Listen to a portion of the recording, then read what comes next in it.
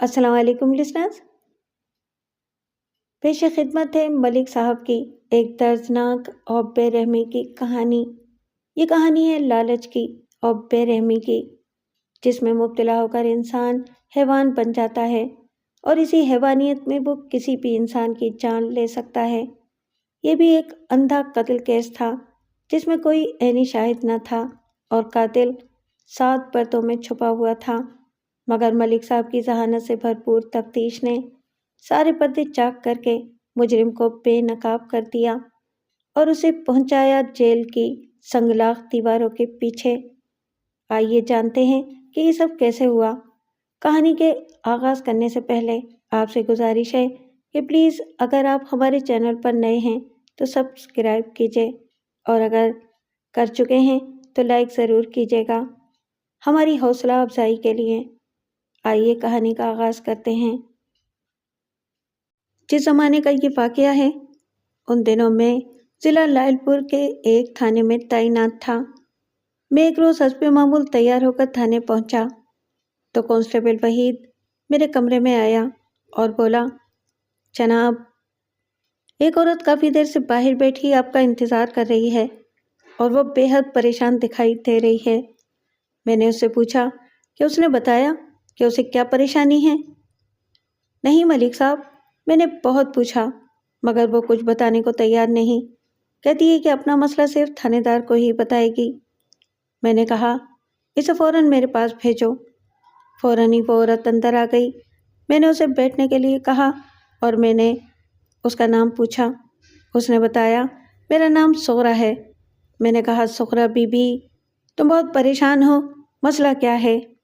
تھانے دار صاحب، وہ بھرائی ہوئی آواز میں بولی، میں اپنے جوان بیٹے کی وجہ سے سخت پریشان ہوں۔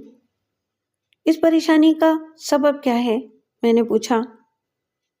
میرا بیٹا یعقوب ہے جی، وہ کل سے غائب ہے۔ وہ وضاحت کرتے ہوئے بولی، یعقوب کل صبح موزہ کمال پور گیا تھا اور کہا تھا کہ رات کو واپس آ جائے گا۔ کل کا سورج غروب ہو گیا اور اب تو آج کا نیا سورج بھی طلوع ہو چکا ہے، لیکن وہ ابھی تک واپس نہیں آیا۔ میں نے ساری رات جاگ کر اس کی راہ دیکھی ہے اور صبح آپ کے پاس آ گئی ہوں۔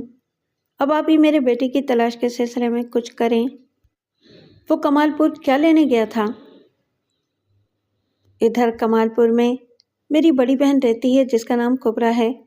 میں نے یعقوب کے ہاتھ کبرا کے لیے 1500 روپے بھجوائے تھے اور ساتھ ہی یہ تاکید بھی کرتی تھی کہ ہر قیمت پر وہ سورج غروب ہونے سے پہلے گھر واپس آ جائے، لیکن ابھی تک… بولتے بولتے اس کی آواز رند گئی۔ 1500 روپے یعنی 1500 روپے آج کل کے حساب سے ایک معمولی سی رقم ہے، لیکن جس زمانے کی یہ کہانی ہے اس دور میں 1500 روپے بہت تگڑی رقم تصور کی جاتی تھی۔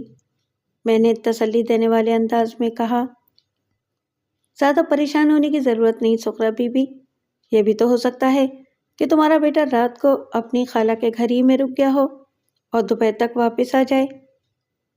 یعقوب نے آج تک میری بات رد نہیں کی، وہ گلوگیر آواز میں بولی، میں نے جو کہہ دیا بس کہہ دیا۔ میں نے بڑی سختی سے اسے تاکید کی تھی کہ چاہے کچھ بھی ہو اور کتنی بھی دیر ہو جائے وہ رات کو ضرور واپس آئے۔ اگر ہر طرف خیریت رہتی تو یعقوب رات میں ضرور واپس آ جاتا۔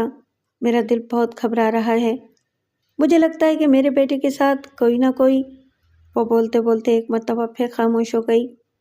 غم کے بوجھ نے اس کی آواز کو گلے میں ہی پھنسا کر رکھ دیا تھا۔ میں نے اس کی دلجوئی کرنے کی خاطر ہمدردی بھرے لہجے میں کہا، سغرا بی بی، میری بات دھیان سے سنو۔ وہ ہمتاً گوش ہو گئی۔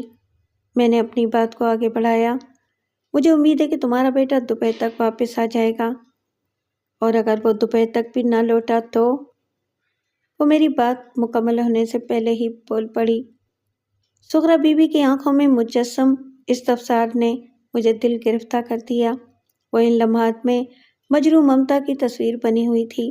میں نے گہری سنجیدگی سے کہا، اگر وہ دوپہر تک واپس نہ آیا تو پھر میں اپنے 2 جوانوں کو ادھر کمال پور تمہارے بیٹے کی تلاش کے لیے بھیجوں گا۔ شام سے پہلے پہلے تمہیں کوئی اچھی خبر سننے کو ملے گی۔ اللہ آپ کا بھلا کرے تھانے دار صاحب، وہ دعائیہ انداز میں بولی۔ میں نے سوچ میں ڈوبے ہوئے لہجے میں کہا، تم فکر نہ کرو، انشاءاللہ یعقوب خیر خیریت سے واپس آ جائے گا۔ میں نے اسے تسلی تشفی دے کر رخصت کر دیا۔ میرے حساب سے یہ کوئی تشویشناک بات نہیں تھی کہ یعقوب رات کو واپس نہیں آیا تھا۔ سغرا کی زبانی مجھے پتہ چلا تھا کہ یعقوب اس کا اکلوتا بیٹا تھا اور اس کی عمر 18-19 سال کے درمیان تھی۔ وہ کوئی ننھا بچہ نہیں تھا کہ کہیں کھو جاتا۔ یعقوب کا باپ برکت علی چند سال پہلے حادثاتی موت کا شکار ہو کر دوسری دنیا میں جا چکا تھا۔ کھیتوں میں کام کرتے ہوئے اسے ایک زہریلے سانپ نے ڈس لیا تھا۔ سغرا ایک ماں تھی اور یعقوب اس کی اکلوتی اولاد۔ اس پر مستضاد یہ کہ وہ بیوہ بھی تھی۔ شوہر کی وفات کے بعد چونکہ یعقوب اس کی سوچ کا مرکز بن گیا تھا، اس لیے وہ اس کی خاطر مختلف نوعیت کے اندیشوں اور وسوسوں میں گھری ہوئی تھی، اور یہ کوئی اچنبھے کی بات نہیں تھی۔ ایک بیوہ ماں کو اپنی اکلوتی جوان اولاد کے لیے ایسے ہی جذباتی اور فکر انگیز انداز میں سوچنا چاہیے تھا۔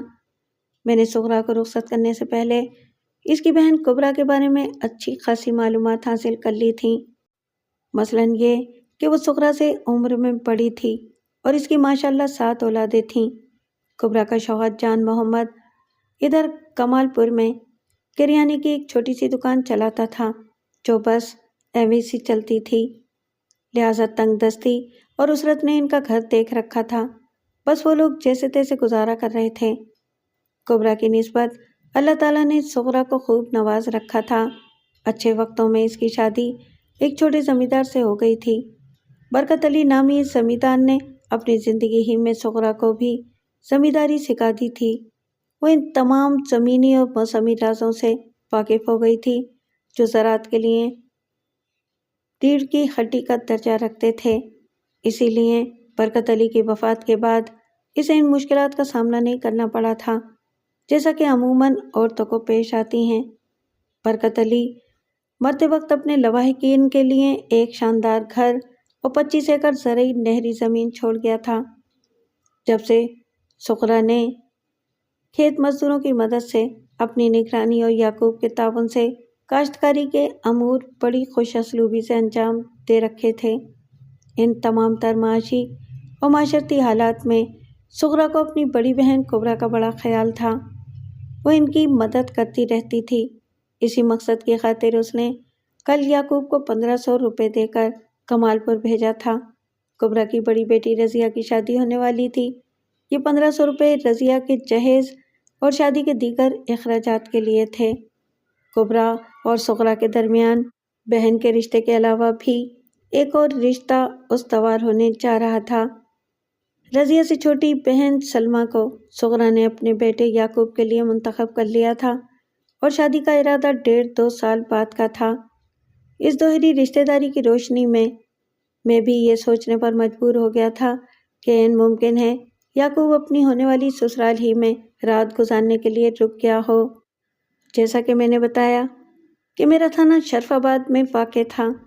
شرف آباد سے کمال پور لگ بھگ 6 میل کے فاصلے پر مغرب میں واقع تھا۔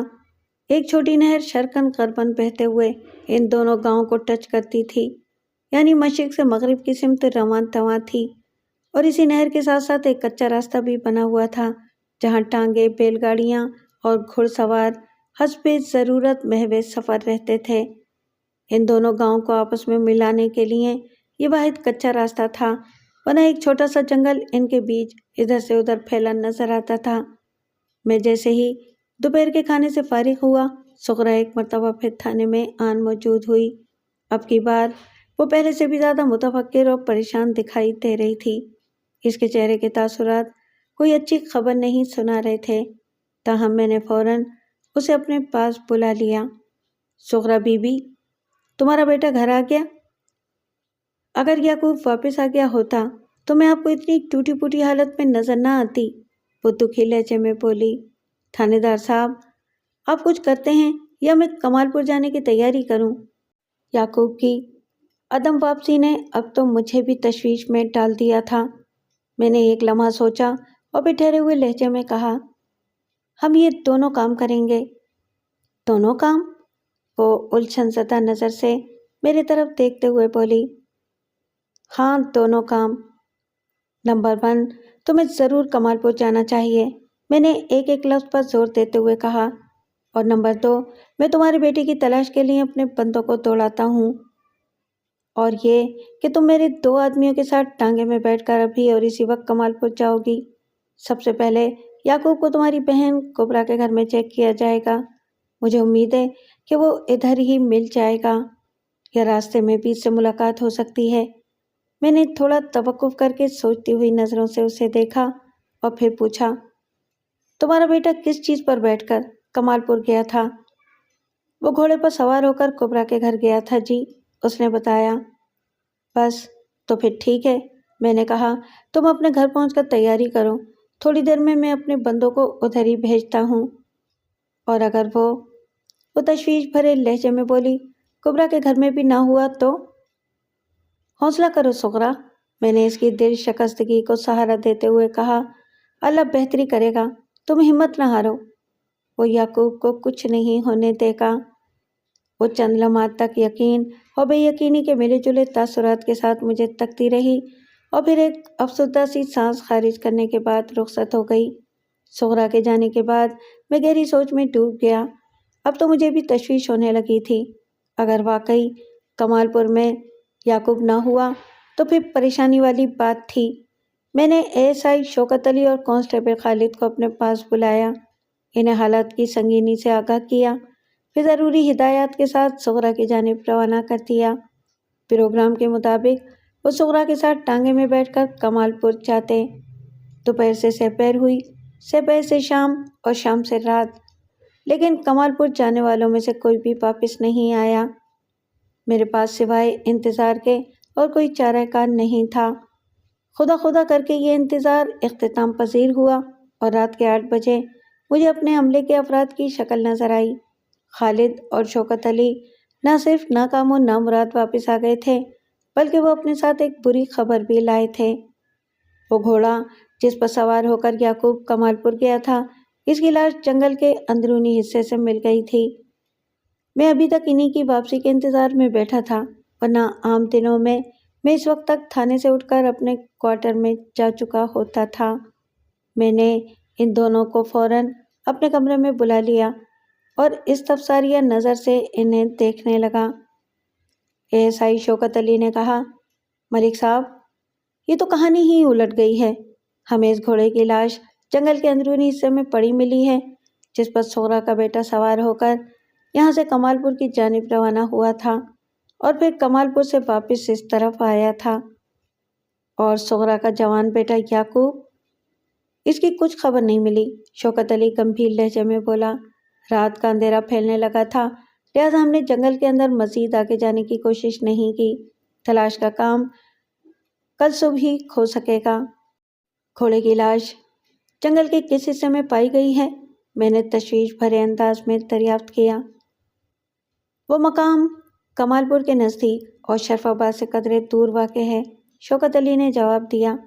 بس یوں سمجھیں کہ جائے وقوع کمال پور کے مشرق میں زیادہ سے زیادہ 1 میل کے فاصلے پر ہوگا، یعنی جب یعقوب کمال پور سے واپس شرف آباد کی طرف آ رہا تھا تو اس کے ساتھ کوئی ناخوشگوار واقعہ پیش آ گیا ہوگا۔ گھوڑے کی لاش کو دیکھ کر تو یہی اندازہ ہوتا ہے کہ اس کے سوار کے ساتھ بھی کوئی اچھا سلوک نہیں ہوا ہوگا۔ تم کس بنا پر اتنے وثوق سے کہہ رہے ہو کہ جس گھوڑے کی لاش تمہیں جنگل میں پڑی ملی ہے وہ سغرا کے بیٹے یعقوب ہی سے تعلق رکھتا تھا؟ میں نے اپنے ذہن میں سر اٹھانے والے خدشات میں سے ایک کی تسکین کی خاطر پوچھ لیا۔ اس مرتبہ کانسٹیبل خالد نے جواب دیا، ملک صاحب، ہم راستے بھر سغرا سے کریت کا سوال پوچھتے رہے تھے اور اس گفتگو کے دوران میں بارہا یعقوب کے گھوڑے کا ذکر بھی آیا تھا۔ سغرا نے مذکورہ گھوڑے کی جو نشانیاں ہمیں بتائی تھیں وہ مردہ گھوڑا ان پر پورا اترتا ہے۔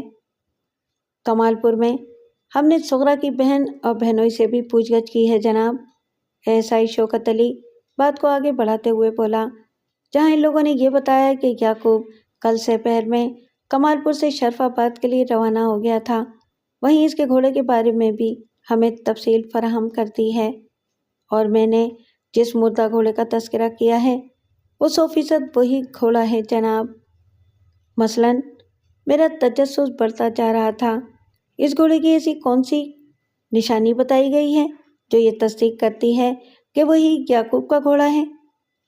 بلکہ یعقوب کا گھوڑا تھا، اب تو وہ گھوڑا لاش کی صورت اختیار کر چکا ہے اور اس کا مالک یعقوب بھی لاپتہ ہے۔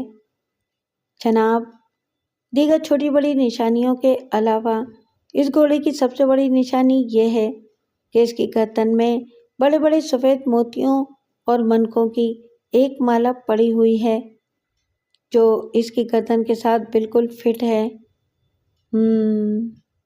میں گہری سوچ میں ڈوب گیا، پھر پوچھا، کیا سغرا کے بہن بہنوئی نے اس امر کی تصدیق کی ہے کہ یعقوب کل سپہر میں ان کے گھر سے واپسی کے لیے روانہ ہو گیا تھا؟ یعقوب کل سپہر میں ہی کمال پور سے شرف آباد کی طرف روانہ ہو گیا تھا، میں نے پرخیال انداز میں کہا۔ پھر پوچھا، یہ خبر سن کر سغرا پر کیا اثر پڑا ہے؟ اس کی حالت پہلے ہی کچھ اچھی نہیں تھی ملک صاحب، وہ افسوسناک انداز میں گردن ہلاتے ہوئے بولا۔ جب اسے پتہ چلا کہ یعقوب کل ہی وہاں سے روانہ ہو گیا تھا تو وہ غش کھا کر گر پڑی۔ اس کو ہوش میں لانے میں کوئی 1 گھنٹہ لگ گیا تھا۔ وہ ہوش میں تو آ گئی لیکن اس کی ذہنی کیفیت ٹھیک نہیں۔ کیا تم لوگ سغرا کو اس کے گھر پہنچانے کے بعد تھانے آئے ہو؟ میں نے ایک فوری خیال کے تحت پوچھ لیا۔ نہیں جناب، ASI نفی میں گردن ہلاتے ہوئے بولا، وہ تو ادھر کمال پور ہی میں ہے۔ اوہ! میں ایک گہری سانس خارج کر کے رہ گیا۔ جناب، اسے کبریٰ اور جان محمد نے ضد کر کے اپنے پاس روک لیا ہے، شوکت علی وضاحت کرتے ہوئے بولا۔ اس کی ذہنی کیفیت کو دیکھتے ہوئے جان محمد نے اسے شرف آباد آنے کی اجازت نہیں دی اور ہمیں یہ ہدایت کی ہے کہ ہم جلد سے جلد یعقوب کا سراغ لگانے کی کوشش کریں۔ جب تک اس کا اتا پتہ نہیں مل جاتا وہ لوگ سغرا کو اپنے پاس ہی سنبھال کر رکھیں گے۔ یہ بھی اچھی بات ہے، میں نے کہا، اور پھر پوچھا، کیا مردہ گھوڑے کے بارے میں سغرا یا کبریٰ اینڈ کمپنی کو خبر ہو گئی ہے؟ نہیں جناب، بالکل نہیں۔ شوکت نے اپنے سر کو نفی میں چنبش دی اور بتایا، ہم جنگل سے سیدھے ادھر ہی آئے ہیں۔ یہ تم لوگوں نے عقل مندی کا ثبوت دیا ہے۔ میں نے سراہنے والے انداز میں باری باری ان دونوں کی طرف دیکھا اور کہا، سغرا پر تو پہلے ہی قیامت ٹوٹی ہوئی ہے، اگر اسے اپنے گمشدہ بیٹے کے گھوڑے کا حشر پتہ چل جاتا تو غم کی شدت سے اس کا دماغ بھی الٹ سکتا تھا۔ ملک صاحب، آپ بالکل ٹھیک کہہ رہے ہیں، ASI تائیدی انداز میں گردن ہلاتے ہوئے بولا۔ میں نے اس کارنامے پر انہیں شاباشی دی، پھر ایک اہم سوال کیا۔ سغرا نے کل صبح ایک تگڑی رقم کے ساتھ یعقوب کو کمال پور کی جانب روانہ کیا تھا، کیا وہ رقم کبریٰ تک بخیر و عافیت پہنچ گئی ہے؟ جی ہاں، میں نے کبریٰ سے اس امر کی تصدیق کر لی ہے ملک صاحب، ASI نے گہری سنجیدگی سے جواب دیا۔ وہ رقم بڑے محفوظ انداز میں کل ہی کبریٰ کو مل گئی تھی۔ میں نے اطمینان اور پرسکون سانس لی، پھر شوکت علی سے دریافت کیا، تم نے اس بات کی وضاحت نہیں کی کہ یعقوب کے گھوڑے کو کس طرح موت کے گھاٹ اتارا گیا ہے؟ گھوڑے کا سارا بدن خصوصاً ٹانگیں اور گردن لہولہان ہو رہی تھیں۔ ASI ایک جھرجھری لیتے ہوئے بولا، دن کی روشنی بہت کم رہ گئی تھی، تاہم میرا اندازہ ہے کہ گھوڑے پر کسی تیز دھار آلے مثلاً کلاڑی وغیرہ سے بے درپے خطرناک اور مہلک وار کیے گئے ہیں۔ اس طرز کی وحشیانہ دشمنی گھوڑے سے تو کسی شخص کو ہو نہیں سکتی، میں نے تشویش میں ڈوبے ہوئے لہجے میں کہا۔ قاتل جو کوئی بھی تھا یا تھے وہ یقیناً یعقوب کے تعاقب میں ہوں گے۔ پتہ نہیں ان بدبختوں نے بیچارے یعقوب کا کیا خشن نشر کیا ہوگا۔ میں بھی اس نوجوان کے لیے بہت پریشان ہوں ملک صاحب، شوکت علی نے گہری سنجیدگی سے کہا۔ گھوڑے کی لاش جنگل کے اندرونی حصے میں پڑی ملی ہے اور یہ ایسا نہر والے کچے راستے سے زیادہ فاصلے پر نہیں۔ میرے اندازے کے مطابق کمال پور سے شرف آباد کی طرف آتے ہوئے کوئی دشمن اس کے پیچھے لگ گیا تھا، پھر وہ اسے گھوڑے سمیت گھیر گھار کر جنگل کے اندر لے گیا اور وہاں اس پر حملہ کر دیا۔ یہ بھی تو ہو سکتا ہے کہ دشمن گھیر کر اسے جنگل میں نہ لے گیا ہو، بلکہ وہ دشمن سے بچنے کے لیے نہر والا کچا راستہ چھوڑ کر جنگل کے اندر گھس گیا ہو؟ میں نے خیال آرائی کی۔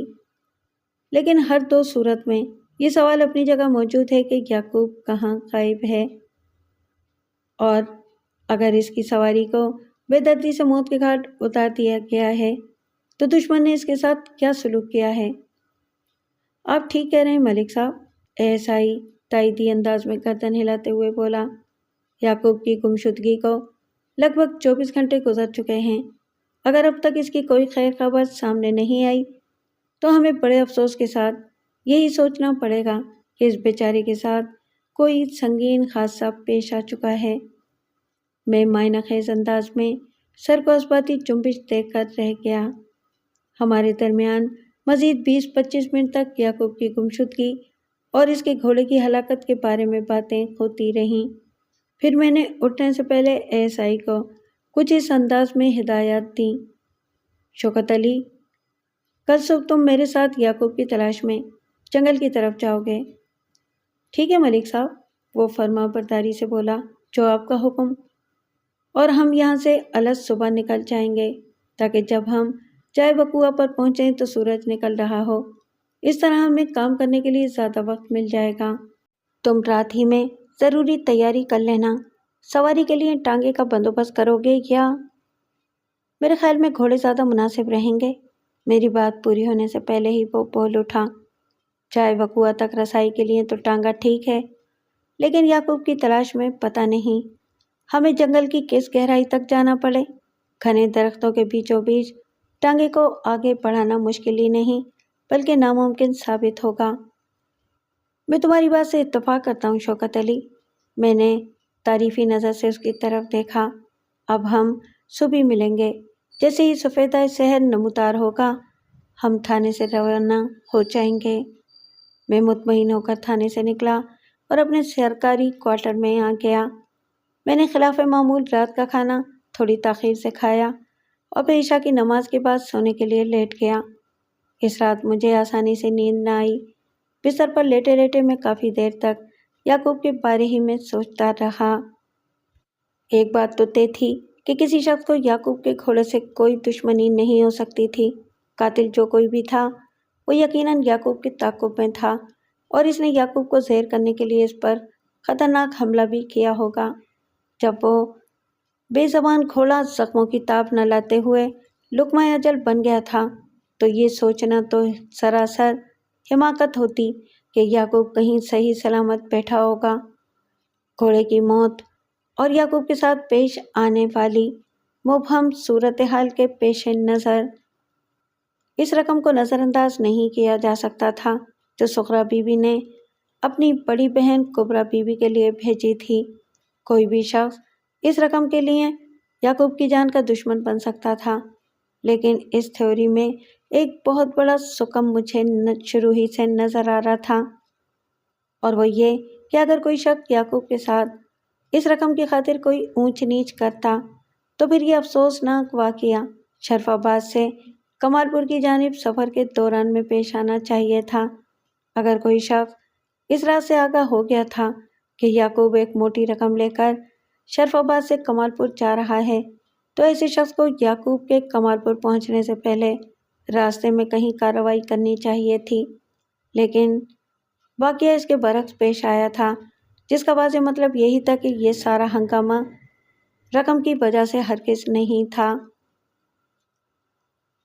اگلے روز میں الگ صبح تیار ہو کر تھانے پہنچا تو ایک نئی صورتحال میری منتظر تھی۔ میں جیسے ہی کمرے کی جانب بڑھا، سغرا بی بی ایک ادھیڑ عمر شخص کے ساتھ وہاں آن موجود ہوئی۔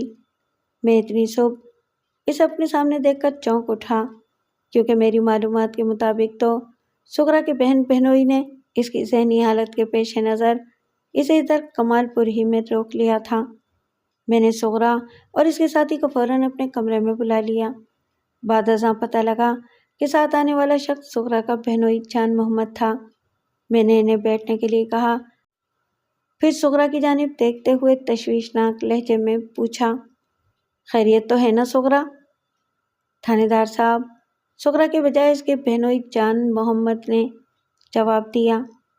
سغرا اپنے جوان بیٹے کی جدائی میں نیم پاگل ہو گئی ہے۔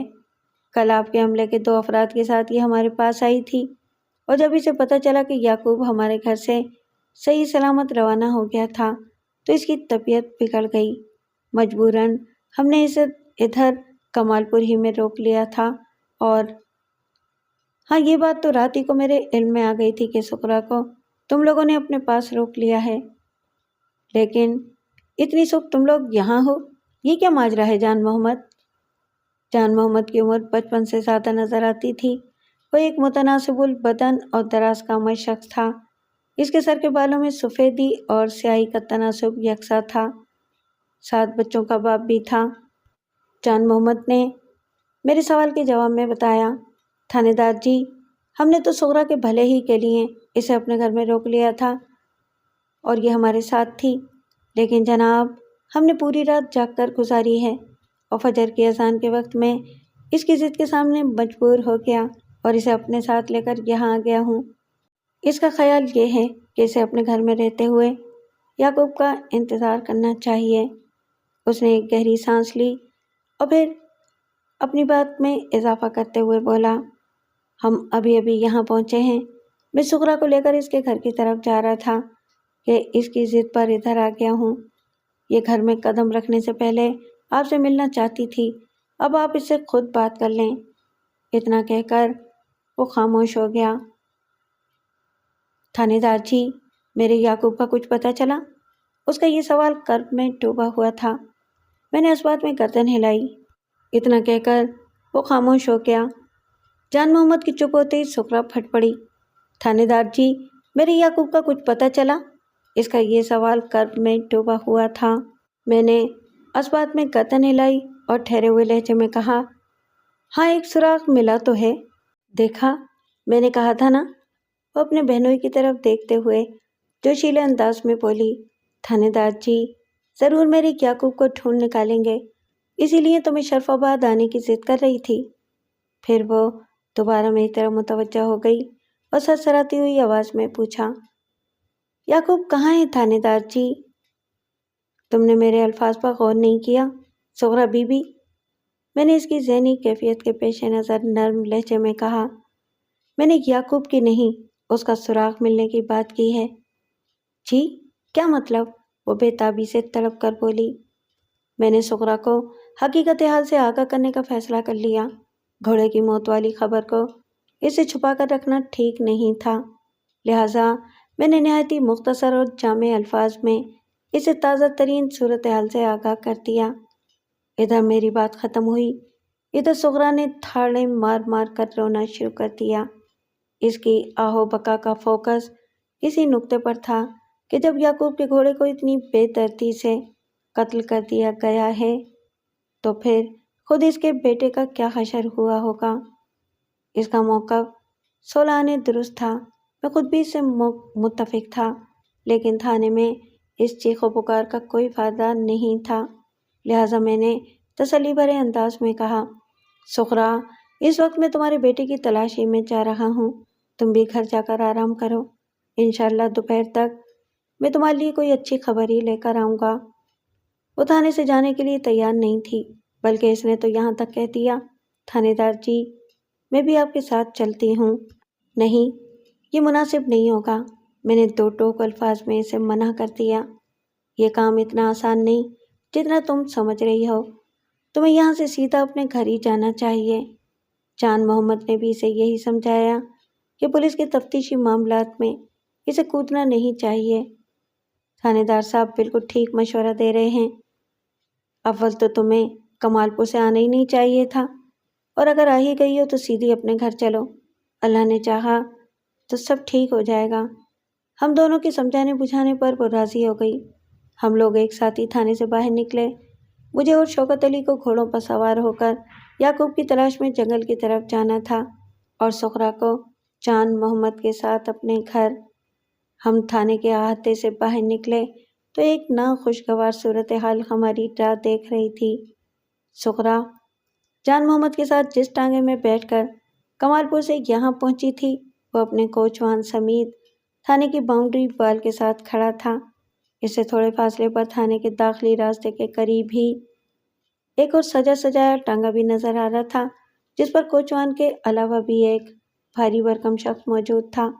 سغرا پر نظر پڑتے ہی مذکورہ شخص ٹانگے سے نیچے اتر آیا اور تیز تیز قدموں سے سغرا کی جانب بڑھنے لگا۔ یہ کون ہے سغرا؟ جواب دینے کے بجائے اس نے الٹا مجھ سے سوال کر دیا۔ یہ کمبخت یہاں کیوں آیا ہے؟ اگر مجھے اس بدبخت کے بارے میں کچھ معلوم ہوتا تو تم سے کیوں پوچھتا؟ میں نے سپاٹ لہجے میں کہا۔ اس کے ساتھ ہی اپنا سوال بھی دہرا دیا۔ یہ ہے کون جسے دیکھتے ہی تم اچانک غصے میں آ گئی ہو؟ مذکورہ شخص جیسا خود بھاری بھرکم تھا اسی مناسبت سے اس نے کنگ سائز مونچھیں بھی رکھی ہوئی تھیں۔ سغرا نے بدستور اس شخص پر نگاہ رکھتے ہوئے میرے سوال کے جواب میں بتایا، یہ رحمت علی ہے جناب، میرا جیٹھ۔ تمہارے تیور بتا رہے ہیں کہ تم رحمت علی کو پسند نہیں کرتی ہو؟ میں نے قدرے دھیمی آواز میں کہا۔ ناپسند کرنا تو بہت ہی چھوٹی بات ہوگی، وہ تپتے ہوئے لہجے میں بولی، میں تو اس سے شدید نفرت کرتی ہوں۔ یہ یہاں کیا کر رہا ہے؟ اسے دیکھ کر میرا خون کھول اٹھائے تھانے دار جی۔ تم فکر نہ کرو سغرا، میں نے دھیمی آواز میں اسے تسلی دی، میں خود ہی پوچھ لیتا ہوں کہ یہ یہاں صبح صبح کس مقصد سے آیا ہے۔ اس دوران میں رحمت علی ہمارے قریب پہنچ گیا اور میرے کچھ کہنے سے پہلے ہی وہ سغرا سے مخاطب ہوتے ہوئے بولا، بھابھی تم کل سے یعقوب کے لیے ادھر ادھر پریشان پھر رہی ہو، مجھے تو بتایا ہوتا، میں تمہارا دشمن تو نہیں ہوں۔ تم کون ہوتے ہو دوست اور دشمن کا فیصلہ کرنے والے؟ سغرا تڑک کر بولی، جب میں تم سے ہر تعلق ناتا توڑ بیٹھی ہوں تو بھی تم بہانے بہانے سے میری راہ میں آنے کی کیوں کوشش کرتے ہو؟ سغرا کے جارحانہ بلکہ منہ توڑ جواب نے رحمت علی کو بوکھلاہٹ میں مبتلا کر دیا۔ وہ چور نظروں سے ادھر ادھر دیکھنے لگا۔ مجھے یہ سمجھنے میں کوئی دشواری پیش نہ آئی کہ ان بھابھی جیٹھ کے درمیان میں بڑی شدید نوعیت کی کشیدگی پائی جاتی ہے۔ اس موقع پر میں نے صورتحال کو اپنے ہاتھ میں لیا اور رحمت علی سے مخاطب ہو کر قدرے سخت لہجے میں کہا، تم خواہ اپنی بھابھی کو کیوں تنگ کر رہے ہو؟ یہ پہلے ہی بہت پریشان ہے۔ سرکار، میں کہاں سغرا کو تنگ کر رہا ہوں؟ وہ میری جانب متوجہ ہوتے ہوئے بولا، میں تو اپنی بھابھی کا خیر خواہ ہوں جناب، پتہ نہیں یہ مجھ سے اتنی خفا کیوں ہے۔ مجھے تمہاری خیر خواہی کی ضرورت نہیں، سغرا نے ناگواری سے کہا، اس لیے مجھ سے تم دور ہی رہو تو اچھا ہے۔ دیکھا آپ نے تھانے دار جی، وہ شکایتی انداز میں مجھ سے بولا، میں اپنے دل میں اس کے لیے کتنی ہمدردی رکھتا ہوں، اور یہ میں نے کہا ہے نا، نہیں چاہیے مجھے تمہاری ہمدردی۔ سغرا اس کی بات کاٹتے ہوئے بولی، تمہارے لیے یہی اچھا ہے کہ تم فوراً میری نظر سے دور ہو جاؤ۔ تھانے دار صاحب، مجھے پتہ چلا تھا کہ سغرا کا بیٹا کہیں گم ہو گیا ہے، رحمت نے مجھ سے کہا، میں تو اس کی مدد کرنا چاہتا ہوں، اس کی پریشانی کو بانٹنا چاہتا ہوں، اور یہ سمجھ رہی کہ میں اسے تنگ کر رہا ہوں۔ میں سمجھنا چاہتا ہوں کہ میرا بھتیجا یعقوب آخر کہاں چلا گیا ہے۔ اگر صرف اتنی سی بات ہے تو تم فکر نہ کرو، یہ سارا چکر میں تمہیں سمجھا دوں گا۔ میں نے وقت کی نزاکت کے پیش نظر کہا، تم اپنی بھابھی کا خیال دل سے نکال دو۔ ٹھیک ہے جی، اب جیسا کہہ رہے ہیں میں ویسا ہی کر لیتا ہوں، وہ بڑی فرما برداری سے بولا۔ میں نے سغرا کی طرف دیکھتے ہوئے کہا، بی بی تم بیٹھو ٹانگے میں اور گھر جا کر آرام کرو، میں شام سے پہلے تمہاری طرف چکر لگاؤں گا، جو بھی صورتحال سامنے آئے گی وہ میں تمہیں بتا دوں گا۔ سغرا نے گھور کر ناپسندیدہ نظر سے اپنے جیٹھ رحمت علی کی طرف دیکھا، پھر منہ سے ایک لفظ نکالے بغیر وہ ٹانگے پر سوار ہوئی اور جان محمد کے ساتھ اپنے گھر کی جانب روانہ ہو گئی۔ سغرا کے جانے کے بعد میں نے ASI شوکت کو روانہ ہونے کا اشارہ کر دیا اور رحمت علی کی طرف دیکھتے ہوئے کہا، تم اپنے ٹانگے پر ہمارے پیچھے آؤ۔ ہمیں جانا کہاں ہے؟ وہ الجھن زدہ لہجے میں بولا۔ یعقوب کو ڈھونڈنے، میں نے جواب دیا، ادھر جنگل میں۔ جنگل میں؟ اس کی حیرت دو چند ہو گئی۔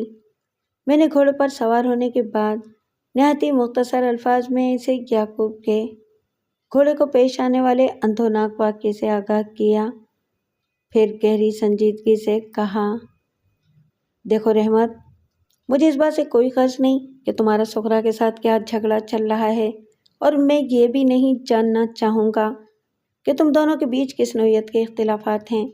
میں تو پہلی فرصت میں تمہارے بھتیجے یعقوب کو ڈھونڈ نکالنا چاہتا ہوں۔ پتہ نہیں وہ بیچارہ کہاں اور کس حال میں ہوگا۔ میں نے لمحاتی توقف کر کے ایک گہری سانس لی اور پھر اس کی جانب گردن گھما کر پوچھا، تم اس سلسلے میں میری کیا مدد کر سکتے ہو؟ اب ہم تھانے کو پیچھے چھوڑ آئے تھے اور کمال پور کی جانب ہمارا سفر شروع ہو چکا تھا۔ ASI شوکت علی اور میں گھوڑے پر سوار تھا، جبکہ رحمت علی اپنے ٹانگے پر بیٹھا ہوا تھا۔ شوکت کسی رہنما کی مانند ہم سب سے آگے تھا اور میرا گھوڑا رحمت علی کے ٹانگے کے ساتھ ساتھ چل رہا تھا، اس طرح کہ ہم بآسانی بات چیت بھی کرتے چلے جا رہے تھے۔ بچپن کا ہندسہ عبور کرنے کے باوجود بھی وہ خاصا مستعد دکھائی دیتا تھا۔ رحمت نے میرے استفسار کے جواب میں کہا، تھانے دار جی، مجھے آپ کی مدد کرنے میں تو کوئی اعتراض نہیں، لیکن سمجھ میں نہیں آ رہا کہ میں آپ کے لیے کیا کر سکتا ہوں جب تک کہ مجھے حالات کا پوری طرح علم نہ ہو۔ حالات کا مکمل علم تو کسی کو بھی نہیں ہے رحمت، میں نے ٹھہرے ہوئے لہجے میں کہا۔ ابھی تک اس سلسلے میں جو پیش رفت ہوئی ہے وہ میں نے تمہیں بتا دی ہے۔ وہ سوچ میں ڈوبے ہوئے لہجے میں بولا، یہ تو بڑی تشویشناک صورتحال ہے جناب۔ میں نے تھوڑی دیر پہلے تھانے کے سامنے رحمت اور سغرا کے درمیان ہونے والی گفتگو کو بڑی توجہ سے سنا تھا۔ رحمت کا انداز تاب و نامیز تھا، جبکہ سغرا اس سے سخت ناراض اور برہم نظر آتی تھی۔ ان کے بیچ اصل وجہ کیا تھی وہ تو ابھی مجھے معلوم نہیں تھی، اس لیے میں رحمت سے بات کرتے ہوئے اس کے چہرے کے تاثرات کو بھی خصوصاً نوٹ کرتا جا رہا تھا تاکہ اسے سمجھنے میں مجھے آسانی رہے۔ رحمت، تمہارا ذہن اس معاملے کو کس انداز میں لے رہا ہے؟ میں نے سنجیدہ لہجے میں سے سوال کیا۔ تمہارے خیال میں یعقوب کو کسی قسم کے حالات پیش آئے ہوں گے؟ میں سمجھتا ہوں کہ سغرا کے بیٹے کو کوئی سنگین حادثہ پیش آ چکا ہے، وہ گمبھیر انداز میں بولا۔ آپ نے جو حالات بتائے ہیں وہ تو اسی جانب اشارہ کرتے ہیں۔ میں گہری سوچ میں ڈوب گیا۔ شرف آباد اور کمال پور کے درمیان جنگل کا ایک بڑا حصہ پڑتا ہے، رحمت نے ٹھہرے ہوئے انداز میں کہا۔ یہ جنگل لگ بھگ 2-2.5 میل تک پھیلا ہوا ہے۔ مجھے تو یہ کوئی راہزنی کی واردات لگتی ہے جناب۔ راہزنی؟ میں نے چونک کر اس کی طرف دیکھا۔ تمہارا مطلب ہے کہ کمال پور سے شرف آباد کی طرف آتے ہوئے ڈاکوؤں نے یعقوب کو لوٹنے کی کوشش کی ہوگی؟ ایسا ناممکن تو نہیں ہے جناب، وہ ٹھوس انداز میں بولا۔ آپ تو جانتے ہی ہیں یہ جنگل ڈاکوؤں کے وجود سے خالی نہیں، اکا دکا وارداتیں تو سامنے آتی ہی رہتی ہیں۔ جب گھوڑے کی لاش جنگل کے اندرونی حصے سے ملی ہے تو یعقوب کا سراغ بھی اسی جنگل سے ملے گا جناب۔ ہمیں جنگل کے اس حصے کو خاص طور پر اچھی طرح کھنگالنا چاہیے جہاں یعقوب کے گھوڑے کی لاش پڑی ملی ہے۔ ہم اسی طرف جا رہے ہیں رحمت، میں نے گہری سانس لیتے ہوئے کہا۔ وہ اس بات میں سر ہلا کر رہ گیا۔ لگ بھگ 1 گھنٹے کے بعد ASI شوکت کی رہنمائی میں ہم اس مقام پر پہنچ گئے تھے جہاں یعقوب کے گھوڑے کی لاش پڑی تھی۔ میں نے پہلے کھڑے کھڑے اور پھر اکڑوں بیٹھ کر گھوڑے کا تفصیلی جائزہ لیا۔ واقعی اس بے زبان جانور پر بڑا ستم توڑا گیا تھا۔ اس کا پورا بدن زخموں سے چور چور تھا۔ گردن پر لگنے والے وار نے اس کی شہرک کو کاٹ ڈالا تھا۔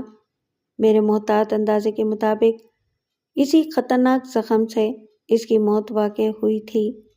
ہم اس وقت جنگل کے ابتدائی حصے میں کھڑے تھے۔ میں گھوڑے کی لاش کے معائنے سے فارغ ہوا تو شوکت علی نے کہا، ملک صاحب اب کیا کرنا ہے؟ کرنا تو وہی ہے جو ہم یہاں کرنے آئے ہیں، یعنی یعقوب کی تلاش۔ میں نے ادھر ادھر نگاہیں دوڑاتے ہوئے کہا۔ اس کا کیا کرنا ہے؟ اس بار ASI نے گھوڑے کی لاش کی جانب اشارہ کیا۔ فی الحال اس کو یہیں چھوڑ کر ہمیں یعقوب کی تلاش میں آگے بڑھنا چاہیے۔ ٹھیک ہے ملک صاحب، بسم اللہ کریں، وہ سر کو تائیدی جنبش دیتے ہوئے بولا اور ہم نے بسم اللہ کر دی۔ رحمت نے کوچوان کو ٹانگے ہی میں چھوڑ دیا تھا جو لاش سے تھوڑے فاصلے پر کھڑا ہوا تھا۔ میں تلاشی یعقوب کی تفصیل میں جا کر آپ کو بور نہیں کروں گا، کیونکہ گھنے جنگل میں اس نوعیت کا کام خاصا اکتاہٹ آمیز اور دشوار گزار ہوتا ہے۔ اس دوران میں ہمارے بیچ گفتگو کا سلسلہ بھی جاری تھا۔ ایک سوال صبح سے میری سوچ کو ڈسٹرب کر رہا تھا، لہٰذا اپنے ذہن کی تشفی کے لیے میں نے رحمت علی سے پوچھا، رحمت، میں نے واضح طور پر محسوس کیا ہے کہ تمہاری بھابھی تم سے سخت ناراض ہے، یہ کیا ماجرا ہے؟ جناب، یہ ماجرا تو آج تک میری سمجھ میں بھی نہیں آیا، وہ ایک ٹھنڈی سانس خارج کرتے ہوئے بولا۔ پتہ نہیں اسے مجھ سے خدا واسطے کا بیر کیوں ہے، جبکہ آج تک میں نے ایک پیسے کا نقصان اسے نہیں پہنچایا۔ اتنی شدید نفرت خواہ نہیں پیدا ہو جاتی رحمت، میں نے گمبھیر انداز میں کہا۔ میں نے سغرا کی آنکھوں میں تمہارے لیے ناپسندیدگی امنڈتے دیکھی ہے۔ اس نوعیت کی رنجش کا کوئی نہ کوئی سبب تو ہوگا نا؟ میں نے لمحاتی توقف کر کے سوالیہ نظروں سے اس کی طرف دیکھا اور پھر کہا، تم بتانا نہ چاہو تو یہ الگ بات ہے۔ ایسی بات نہیں ہے ملک صاحب، وہ جلدی سے بولا۔ میں صرف اس لیے اپنی زبان نہیں کھول رہا کہ کہیں آپ یہ نہ سمجھیں کہ میں سغرا کے خلاف زہر اگل رہا ہوں۔ انسانی جان بچانے کے لیے اور تفتیش کی گاڑی کو آگے بڑھانے کے لیے نظریہ ضرورت کے تحت میں اسے جائز سمجھتا ہوں۔ میرے نزدیک کسی بھی قاعدے قانون سے زیادہ انسان اہم ہوتا ہے، لہٰذا اگر یعقوب تک رسائی حاصل کرنے کے لیے مجھے تمہاری زبان سے سغرا کی اور سغرا کی زبان سے تمہاری برائی بھی اگلوانا پڑے گی تو میں اس میں ایک لمحے کی ہچکچاہٹ محسوس نہیں کروں گا۔ میں نے توقف کر کے بڑی گہری نگاہ سے رحمت علی کی طرف دیکھا اور پھر اپنی بات مکمل کرتے ہوئے کہا، اگر میری بات تمہاری سمجھ میں آ گئی ہو تو بتا دو کہ تمہاری سغرا سے یا سغرا کی تم سے کوئی دشمنی ہے؟ وہ تم سے اتنی شدید نفرت کیوں کرتی ہے؟ میری تو اس سے قطعاً کوئی دشمنی نہیں ہے ملک صاحب، وہ بڑے کھلے ڈلے انداز میں بولا۔ اب جہاں تک اس بات کا سوال ہے کہ وہ مجھے کیوں ناپسند کرتی ہے، تو وہ میں اس سلسلے میں صرف اتنا ہی کہوں گا کہ وہ ایک سازشی اور فتنہ پرور عورت ہے۔ میں چونکہ کھری بات کرتا ہوں اس لیے وہ مجھ سے اپنی نفرت کا اظہار کرتی ہے۔ اسی عورت کی چال بازیوں نے ہمارا خستہ بستہ گھر اجاڑ کر رکھ دیا ہے۔ یہ ایک بالکل نئی کہانی سامنے آ رہی تھی۔ میں نے یعقوب کی تلاش کا کام جاری رکھتے ہوئے رحمت علی سے کہا، رحمت، ابھی تم نے سغرا کے حوالے سے جن گھریلو حالات و واقعات کا ذکر کیا ہے، مجھے تفصیلاً اس کے بارے میں بتاؤ، میں پوری توجہ سے سن رہا ہوں۔ اس کے جواب میں اس نے مجھے ایک لمبا چوڑا قصہ سنا ڈالا تھا، لیکن میں اس کے بیان سے غیر ضروری باتوں کو حذف کر کے خلاصہ آپ کی خدمت میں پیش کرتا ہوں تاکہ سغرا بی بی کا پس منظر آپ کے سامنے اجاگر ہو جائے۔ ایک بات کی وضاحت کر دوں کہ یہ رحمت علی کا موقف ہے جو اس نے میرے گوش گزار کیا اور میں آپ تک پہنچا رہا ہوں۔ یہ ضروری نہیں ہے کہ سغرا رحمت کے موقف سے اتفاق بھی کرے، لیکن مجھے جو حالات نظر آ رہے تھے ان کی روشنی میں ایک بات میں بڑے وثوق سے کہہ سکتا تھا کہ سغرا اس سے مکمل اختلاف ہی کرے گی۔ رحمت علی کے بیان کے مطابق سغرا بہت ہی چنٹ اور چالاک عورت تھی۔ اس کی مکاری اور چال بازی کو سمجھنا ہمہ شمہ کے بس کی بات نہیں تھی، لہٰذا مرحوم برکت علی سغرا کا شوہر اور رحمت علی کا چھوٹا بھائی بھی اس کے دامے فریب کا شکار ہو گیا۔ سغرا کا تعلق دوسرے خاندان سے تھا اور رحمت کا باپ سلامت علی اس رشتے کے لیے تیار نہیں تھا۔ سغرا نے ایسا چکر چلایا کہ اسے پانے کے لیے برکت علی نے والدین کی مخالفت مول لینے کا فیصلہ کر لیا۔ یہ معاملہ جب حدود سے تجاوز کرنے لگا تو سلامت علی نے بہت ہی دانشمندانہ اقدام کیا، حالانکہ رحمت علی اور اس کی ماں کنیز فاطمہ بھی برکت اور سغرا کی شادی کے حق میں نہیں تھے۔ سلامت علی نے اس بھڑکتی ہوئی آگ کے شعلوں کو ٹھنڈا کرنے اور خاندان کی بقا کے لیے تمام تر اختلافات کو بالائے طاق رکھ کر برکت علی کو سغرا سے شادی کرنے کی اجازت دیتی۔ برکت اور رحمت صرف 2 بھائی تھے، ان کی کوئی بہن نہیں تھی۔ رحمت کی شادی چند سال پہلے اپنے ماموں کی بیٹی سے ہوئی تھی اور یہ سب لوگ مل جل کر ایک بڑے سے گھر میں رہتے تھے۔ سلامت علی شرف آباد کے چودھری مرغوب حسین کے بعد دوسرے درجے کے چودھریوں میں پہلے نمبر پر شمار کیا جاتا تھا۔ اس کی اچھی خاصی اراضی تھی اور گھر کے اندر خیر سکون اور آسائش میسر تھی۔ سغرا بھی بیاہ کر اسی گھر میں آ گئی تھی۔ 2-3 ماہ تو ہنستے کھیلتے گزر گئے۔ اس کے بعد رحمت علی کے مطابق سغرا نے پرپوزے نکالنے شروع کر دیے۔ سب سے پہلے تو دیورانی اور جٹھانی میں محاذ جنگ کھل گیا اور یہ جھگڑے پھڈے اتنے بڑھے کہ اپنی بیویوں کی حمایت میں دونوں بھائی ایک دوسرے کے سامنے آن کھڑے ہوئے۔ اس صورتحال نے بوڑھے والدین کو مشکل میں ڈال دیا۔ سلامت علی ایک دانا و بینا شخص تھا، اسے معاملے کی تہہ تک پہنچنے میں کسی دشواری کا سامنا نہیں کرنا پڑا اور اس نے 1 مکان اور 25 ایکڑ نہری زرعی اراضی دے کر برکت علی اور اس کی بیوی سغرا کو الگ کر دیا۔ رحمت علی کے مطابق سغرا نے یہ سارا فساد الگ ہونے کے لیے ہی برپا کیا تھا۔ بالآخر وہ اپنی ضد نما کوشش یا جھگڑا نما سازش میں کامیاب ہو گئی تھی۔ اس علیحدگی کے بعد سغرا نے پلٹ کر اپنی سسرال میں قدم نہیں رکھا تھا۔ البتہ دونوں بھائیوں میں کبھی کبھار میل ملاقات ہو جاتی تھی۔ گاہے بگاہے برکت علی اپنے والدین سے ملنے بھی چلا جاتا تھا۔ اسی دوران میں سلامت علی اور کنیز فاطمہ کا انتقال ہو گیا۔ سلامت علی کے پاس کل 70 ایکڑ زمین تھی۔ جب برکت علی الگ ہوا تو اسے 1 مکان کے علاوہ انہی 70 میں سے 25 ایکڑ زمین دے دی گئی تھی، لہٰذا باقی بچ رہنے والے 45 ایکڑ رحمت علی کے حصے میں آ گئے تھے اور وہ اب اپنے بیوی بچوں کے ساتھ والدین والے بڑے گھر میں رہ رہا تھا۔ رحمت نے مجھے بتایا کہ سلامت علی اور کنیز فاطمہ کے انتقال کے بعد سغرا نے 1 مرتبہ پھر تنازع کھڑا کرنے کی کوشش کی تھی۔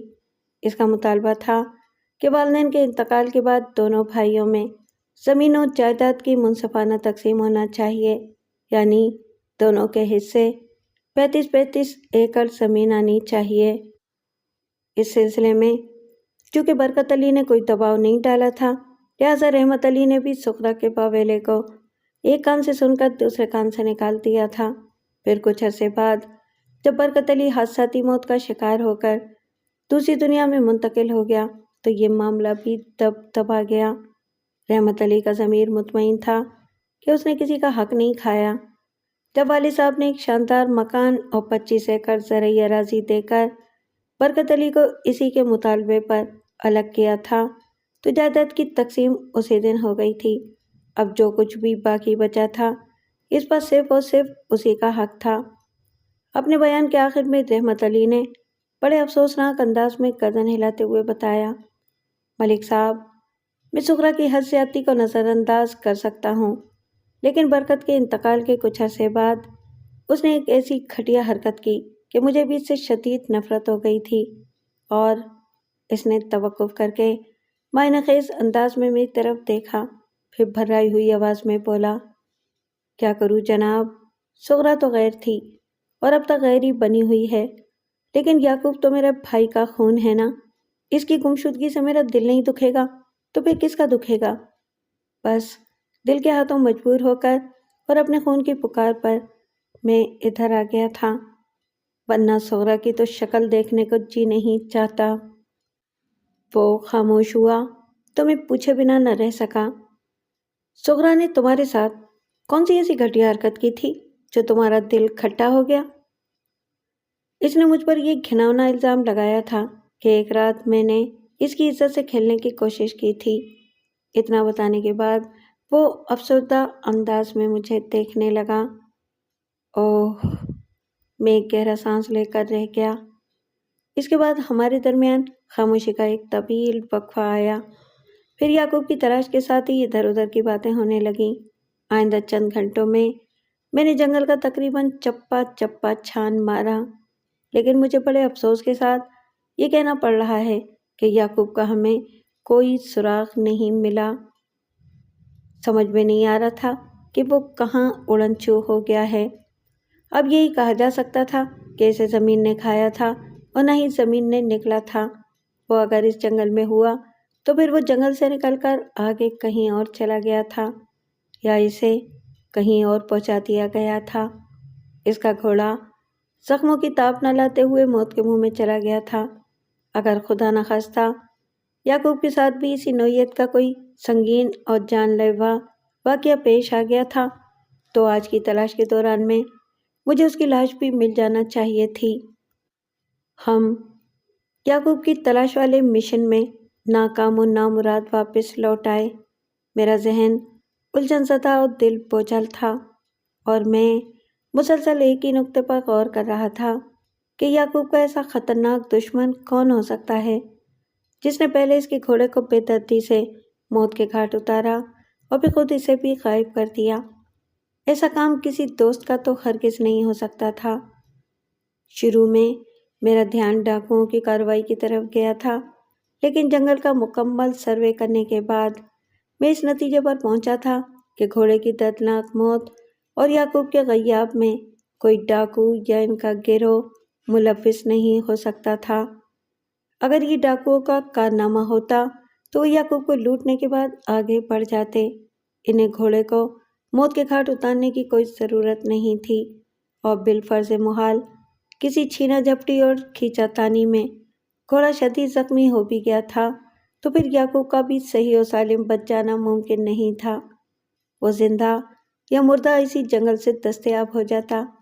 چونکہ ایسا نہیں ہوا تھا اس لیے میں پورے یقین کے ساتھ کہہ سکتا تھا کہ یہ واقعہ کسی بھی زاویے سے ڈاکوؤں کے کھاتے میں نہیں ڈالا جا سکتا تھا۔ میں سوچ کے گھوڑے دوڑا ہی رہا تھا کہ رحمت علی کی آواز نے مجھے چونکا دیا۔ ملک صاحب، مجھے تو یہ کوئی اور ہی چکر لگتا ہے۔ میں نے الجھن زدہ نظر سے اس کی طرف دیکھا اور پوچھا، کیسا چکر رحمت علی؟ میں نے اس کی طرف دیکھتے ہوئے کہا، مجھے تو یوں لگتا ہے یعقوب کے ساتھ جنگل میں کوئی حادثہ پیش نہیں آیا۔ کیا مطلب ہے تمہارا؟ میں نے سرسراتی ہوئی سی آواز میں پوچھا۔ میں کافی سوچ بچار کے بعد اس نتیجے پر پہنچا ہوں کہ یعقوب چپ چاپ خود ہی کہیں نکل گیا ہے۔ وہ معنی خیز انداز میں بولا۔ چپ چاپ؟ وہ کیوں چلا جائے گا؟ میری الجھن بجا تھی۔ ہو سکتا ہے کہ یہ کوئی لڑکی وغیرہ کا چکر ہو۔ وہ اتنی دھیمی آواز میں بولا کہ ASI شوکت علی ہماری جانب متوجہ نہ ہو سکے۔ وہ کہیں کسی لڑکی کو تو بھگا کر نہیں لے گیا؟ عقل کو ہاتھ مارو رحمت علی۔ میں نے تیز نظر سے اسے گھورا۔ یعقوب کے قصبے سے غائب ہوئے آج تیسرا دن ہے۔ اگر یہ لڑکی کو بھگا لے جانے کا کوئی واقعہ ہوتا تو اب تک اس مبینہ لڑکی کے ورثہ ضرور حرکت میں آ چکے ہوتے۔ شرف آباد میں اتنی خاموشی نظر نہ آتی۔ اور پھر میں نے رک کر ایک گہری سانس لی اور اضافہ کرتے ہوئے کہا، شاید یہ بات تمہارے علم میں نہیں، یعقوب کی منگنی کبریٰ کی بیٹی سلمیٰ سے ہو چکی ہے اور 1.5-2 سال میں ان کی شادی بھی ہونے والی ہے۔ ان حالات میں وہ کسی لڑکی کو کیسے بھگا کر کہیں لے جا سکتا ہے؟ میں اس کی منگنی سے اچھی طرح واقف ہوں ملک صاحب، وہ بڑے اعتماد سے بولا۔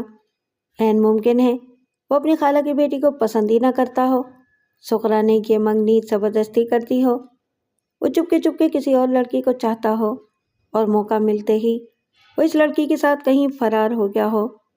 یہ ناممکن تو نہیں ہے جناب؟ ہاں رحمت علی، ایسا ہو جانا ناممکن تو نہیں، میں نے سوچ میں ڈوبے ہوئے لہجے میں کہا، لیکن اس صورت میں تم یعقوب کے گھوڑے کی دردناک موت کو کس خانے میں فٹ کرو گے؟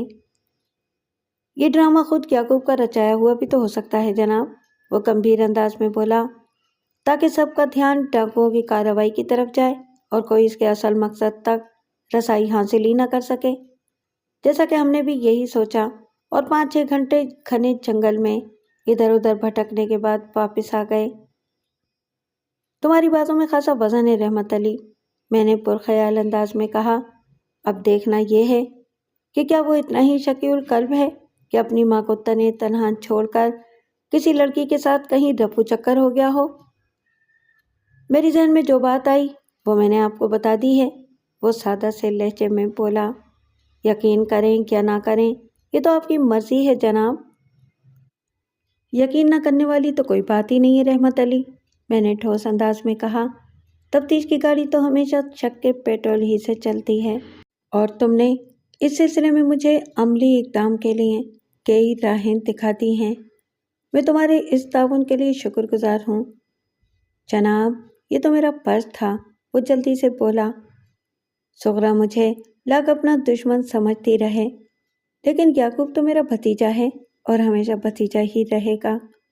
میں تو یہی چاہوں گا کہ اس کا کوئی نقصان نہ ہو۔ میں بھی یہی چاہتا ہوں رحمت علی، میں نے تائیدی انداز میں گردن ہلاتے ہوئے کہا، اور اس سلسلے میں تم سے میری ایک درخواست ہے۔ درخواست نہیں، آپ حکم کریں ملک صاحب، وہ جذباتی ہو گیا۔ میں نے کہا، یعقوب کی تلاش اور بازیابی کے لیے تم اپنے طور پر جو بھی کوشش کرنا چاہو میں تمہیں روکوں گا نہیں، لیکن سغرا کو اس بات کی خبر نہیں ہونی چاہیے کہ اس تفتیش میں تم بنفس نویس ملوث ہو۔ تم سمجھ رہے ہو نا میں یہ بات کیوں کہہ رہا ہوں؟ جی ملک صاحب، بڑی اچھی طرح سمجھ رہا ہوں، وہ اس بات میں گردن ہلاتے ہوئے بولا۔ وہ مجھے پسند نہیں کرتی۔ جب اسے پتہ چلے گا کہ یعقوب کی تلاش کے سلسلے میں آپ کے ساتھ کسی قسم کا تعاون کر رہا ہوں تو وہ ہتے سے اکھڑ جائے گی۔ ہاں بالکل یہی بات ہے، میں نے تائیدی انداز میں گردن ہلائی۔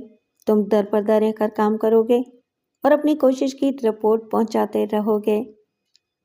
آپ بھی مجھ سے کچھ نہیں چھپائیں گے، وہ اپنائیت سے بولا۔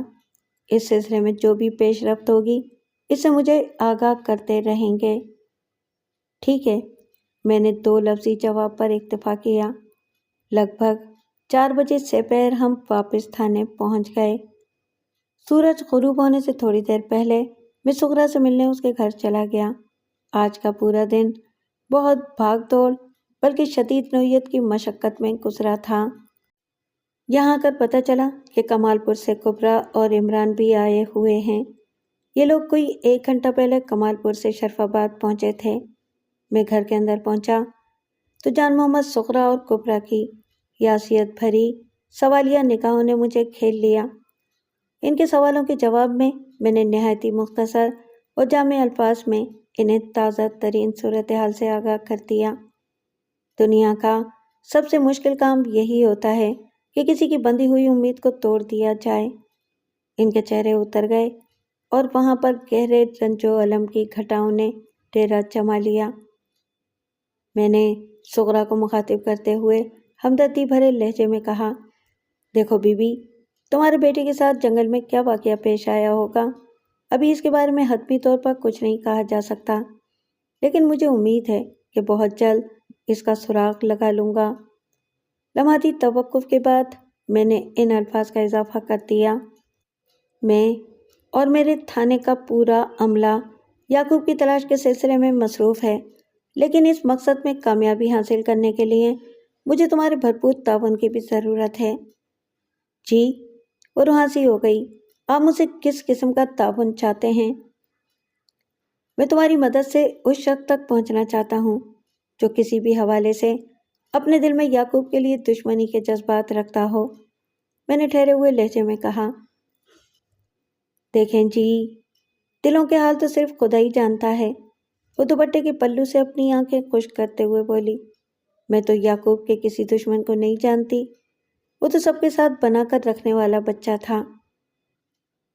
یعقوب کے گھوڑے کو جس بے دردی سے موت کے گھاٹ اتارا گیا ہے وہ کسی ظالم اور سفاک شخص کا کارنامہ دکھائی دیتا ہے، اور ایسا کام کوئی دشمن ہی کر سکتا ہے، میں نے سمجھانے والے انداز میں کہا۔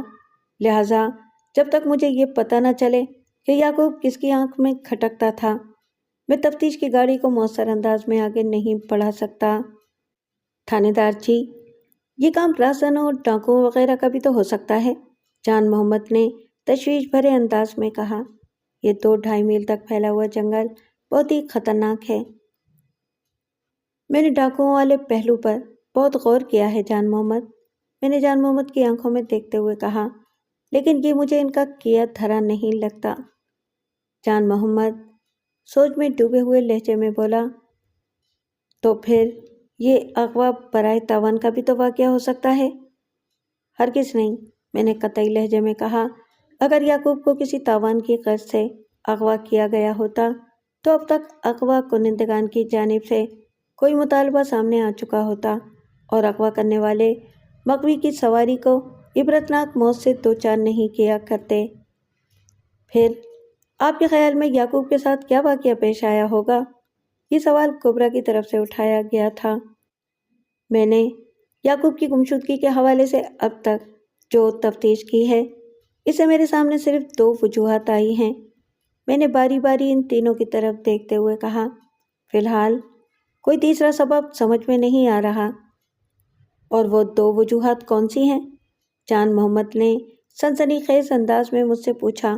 کیا آپ ہمیں بھی بتائیں گے؟ کیوں نہیں، میں نے اس بات میں سر ہلاتے ہوئے کہا۔ میں اسی لیے تو یہاں آیا ہوں کہ اپنے اور آپ لوگوں کے خیالات کو ملا کر کوئی جامع منصوبہ بندی کر سکوں۔ مجھے آپ لوگوں سے زیادہ یعقوب کو بازیاب کرانے کی جلدی ہے۔ میں نے تھوڑی دیر رک کر ایک بوجھل سانس خارج کی اور پھر کہا، میری نظر میں یہ یعقوب کے کسی جانے پہچانے دشمن کی کارستانی ہے۔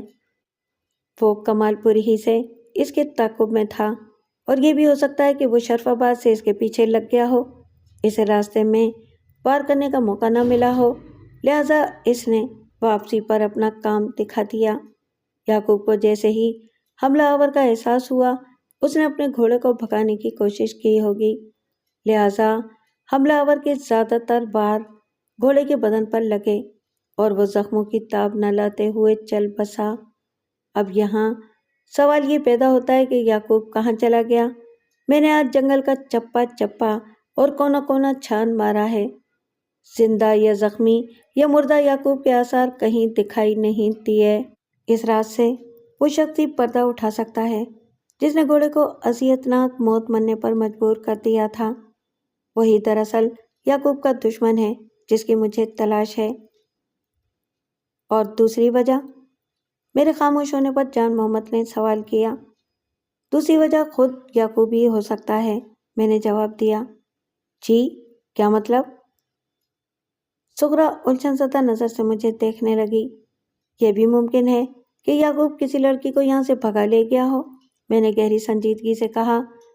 گھوڑے کو موت کے گھاٹ اتار کر اس نے اغوا وغیرہ کا ڈرامہ رچایا ہو۔ یہ لڑکی کمال پور کی بسنیک بھی ہو سکتی ہے اور شرف آباد کی رہنے والی بھی ہو سکتی ہے۔ آپ لوگوں کا اس بارے میں کیا خیال ہے؟ سوال ہی پیدا نہیں ہوتا تھانے دار صاحب، سغرا بڑے وثوق سے بولی۔ اگر اس کا کسی لڑکی کے ساتھ کوئی چکر ہوتا تو مجھ سے چھپ نہیں سکتا تھا، اور پھر اس کی تو منگنی بھی ہو چکی ہے۔ ہر ماں کا اپنی اولاد کے بارے میں یہی دعویٰ ہوتا ہے کہ وہ ان کے چھوٹے سے چھوٹے معاملے کی بھی خبر رکھتی ہے۔ لہٰذا میں نے کبریٰ کی طرف دیکھتے ہوئے پوچھا، یعقوب کی ادھر کمال پور میں کسی سے دشمنی وغیرہ تو نہیں تھی؟ نہیں جی، وہ تو کسی سے گھلتا ملتا ہی نہیں تھا، کبریٰ نے جواب دیا۔ یعقوب اپنے کام سے کام رکھنے والا بچہ تھا۔ ایک فوری خیال کے تحت میں نے جان محمد سے پوچھ لیا، ایک بڑا نازک اور ذاتی نوعیت کا سوال ہے، لیکن آپ لوگوں کو اس کا بہت سوچ سمجھ کر جواب دینا ہوگا۔ جی پوچھیں، وہ گہری سنجیدگی سے بولا۔ ہم سب یعقوب کی بازیابی کے لیے سخت پریشان ہیں۔ آپ ہم سے جو بھی سوال کریں گے ہم اس کا بالکل درست جواب دیں گے۔ میں نے یہ کے بعد دیگرے جان محمد اور کبریٰ کی طرف دیکھا، پھر سوال کیا، کیا سلمیٰ اور یعقوب کی منگنی سے پہلے سلمیٰ کا کہیں اور سے بھی رشتہ آیا تھا؟ جی ہاں، سلمیٰ کے 3 رشتے آئے تھے، کبریٰ نے بتایا، لیکن میں چونکہ سغرا کو زبان دے چکی تھی اس لیے ہم نے ان سب کو صاف انکار کر دیا۔ کیا ان لوگوں کا تعلق کمال پور ہی سے تھا؟ جی ہاں، کبریٰ نے اس بات میں گردن ہلائی۔ تو مجھے ان تینوں کے نام اور گھر کے پتے نوٹ کروا دو، میں نے اپنی جیب سے پاکٹ ڈائری اور قلم برآمد کرتے ہوئے کہا۔ اس دوران میں جان محمد خاموش بیٹھا بڑی گہری نظر سے میرا جائزہ لیتا رہا تھا۔ کبریٰ نے ایک ہی سانس میں مجھے ان لڑکوں کے نام و پتے لکھوا دیے جن کے رشتے اس کی بیٹی سلمیٰ کے لیے آئے تھے۔ ان لڑکوں کے نام علل ترتیب کچھ اس طرح تھے، ساجد علی، امیر خان اور پرویز احمد۔ رشتے ٹھکرائے جانے پر ان لوگوں میں سے کسی نے کوئی احتجاج وغیرہ بھی کیا تھا؟ میں نے ٹٹولنے والے لہجے میں پوچھا۔ اپنی برہمی یا ناراضگی وغیرہ کا اظہار کیا ہو؟ ساجد علی اور پرویز احمد نے تو ہمارے انکار کو بالکل عام انداز میں لیا تھا، کبرا نے جواب دیا۔ لیکن امیر خان اور اس کے گھر والوں کو ہمارا منع کرنا بہت برا لگا تھا۔ اسی روز سے انہوں نے ہم سے بول چال اور ملنا جلنا بھی بند کر دیا ہے۔ امیر خان، میں نے زیر لب دہرایا، پھر ڈائری میں درج اس نام پر دائرہ لگا دیا۔ جان محمد سرسراتی ہوئی آواز میں بولا، تھانے دار صاحب، میں سمجھ سکتا ہوں کہ آپ سلمیٰ کے مسترد کیے جانے والے رشتوں کے بارے میں اتنی کریت کریت کر کیوں پوچھ رہے ہیں۔ آپ کے ذہن میں یہ بات ہے کہ ممکن ہے انہی میں سے کسی نے حاسدانہ جذبات سے مغلوب ہو کر یعقوب کو نقصان پہنچایا ہو؟ یہ ناممکن تو نہیں ہے؟ میں نے سوالیہ نظر سے جان محمد کی طرف دیکھا۔ مجھے تو ہر وہ راہ اختیار کرنا ہے جو کسی بھی زاویے سے اصل مجرم تک پہنچا دے، اور مجھے یقین ہے کہ آپ لوگ بھی یہی چاہتے ہیں۔ آپ ٹھیک کہہ رہے ہیں ملک صاحب، بے شک ہم بھی یہی چاہتے ہیں، جان محمد نے اس بات میں گردن ہلاتے ہوئے کہا۔ آپ جیسے مناسب سمجھتے ہیں ضرور تفتیش کریں۔ ویسے میرا ذاتی خیال یہ ہے کہ ادھر کمال پور سے کسی نے یعقوب کو نقصان پہنچانے کی کوشش نہیں کی ہوگی۔ میں نے جان محمد کی بات سنی اور اس کے خاموش ہونے پر سغرا کی جانب توجہ دیتے ہوئے کہا، تو تم یعقوب کے کسی دشمن کو نہیں جانتی ہو؟ جی ہاں، جو حقیقت ہے وہ میں نے آپ کو بتا دی ہے۔ ٹھیک ہے، میں نے سرسری انداز میں کہا، دشمن نہیں تو یعقوب کے چند ایسے دوستوں ہی کے نام بتا دو جن کا اس کے ساتھ زیادہ اٹھنا بیٹھنا تھا۔ ان میں ایک کا نام تو نور شاہ ہے اور دوسرے کا نام ہے حنیف خان، اس نے بتایا۔ یعقوب کی زیادہ میل ملاقات انہی دو لڑکوں سے تھی۔ کیا حنیف خان اور نور شاہ اس بات سے واقف ہیں کہ یعقوب پچھلے 2 دن سے غائب ہے؟ میں نے سغرا سے سوال کیا۔ جی، اس نے اس بات میں جواب دیا، یہ دونوں بھی یعقوب کی گمشدگی کی وجہ سے سخت پریشان ہیں۔ میں نے پرسوچ انداز میں ہنکارا بھرا اور پھر کہا، ٹھیک ہے، میں ان کو تھانے بلا کر ضرور پوچھ گچھ کروں گا، کیا یہ بھی اسی محلے میں رہتے ہیں؟ سغرا نے مجھے ان کے گھروں کے بارے میں تفصیلاً بتا دیا۔ میں نے ضروری معلومات کو اپنی ڈائری میں درج کرنے کے بعد نہایت ہی ٹھہرے ہوئے لہجے میں کہا، سغرا، میں تم سے تنہائی میں چند باتیں کرنا چاہتا ہوں۔ میرے الفاظ سے ٹپکتی سنجیدگی بلکہ سنگینی کو محسوس کر کے کبرا اور جان محمد نے معنی خیز نظروں سے ایک دوسرے کو دیکھا۔ پھر سغرا کی سمت دیکھتے ہوئے جان محمد نے کہا، سغرا، ہم دوسرے کمرے میں جا رہے ہیں، تم اطمینان سے بیٹھ کر تھانے دار صاحب کی بات سن لو۔ پھر ایک لمحہ ضائع کیے بغیر وہ میاں بیوی خاموشی سے اٹھے اور کمرے سے باہر چلے گئے۔ تنہائی میسر آتے ہی میں نے سغرا سے پوچھا، یہ تمہارے جیٹ رحمت علی کا کیا معاملہ ہے؟ کیوں؟ وہ چونک کر مجھے دیکھنے لگی۔ کیا اس نے میرے بارے میں کوئی بکواس کی ہے؟ میں نے سغرا کو یہ بتانا ضروری نہ سمجھا کہ یعقوب کی تلاش میں رحمت علی کو دن بھر میں نے اپنے ساتھ رکھا تھا۔ یہ جان کر خواہ اس کا پارا چڑھ جاتا۔ یہ بات میں نے اچھی طرح جان لی تھی کہ سغرا رحمت علی کے لیے اپنے دل میں نفرت کے جذبات رکھتی تھی۔ میں نے اس کے سوال کے جواب میں کہا، میں نہیں جانتا اس نے بکواس کی ہے یا حقیقت بیانی سے کام لیا ہے۔ جب میں نے اس سے پوچھا کہ اس کی بھابھی یعنی تم اس سے اس قدر خفا کیوں ہو، تو اس نے مجھے اس چپکلش کا خاندانی پس منظر بتا دیا۔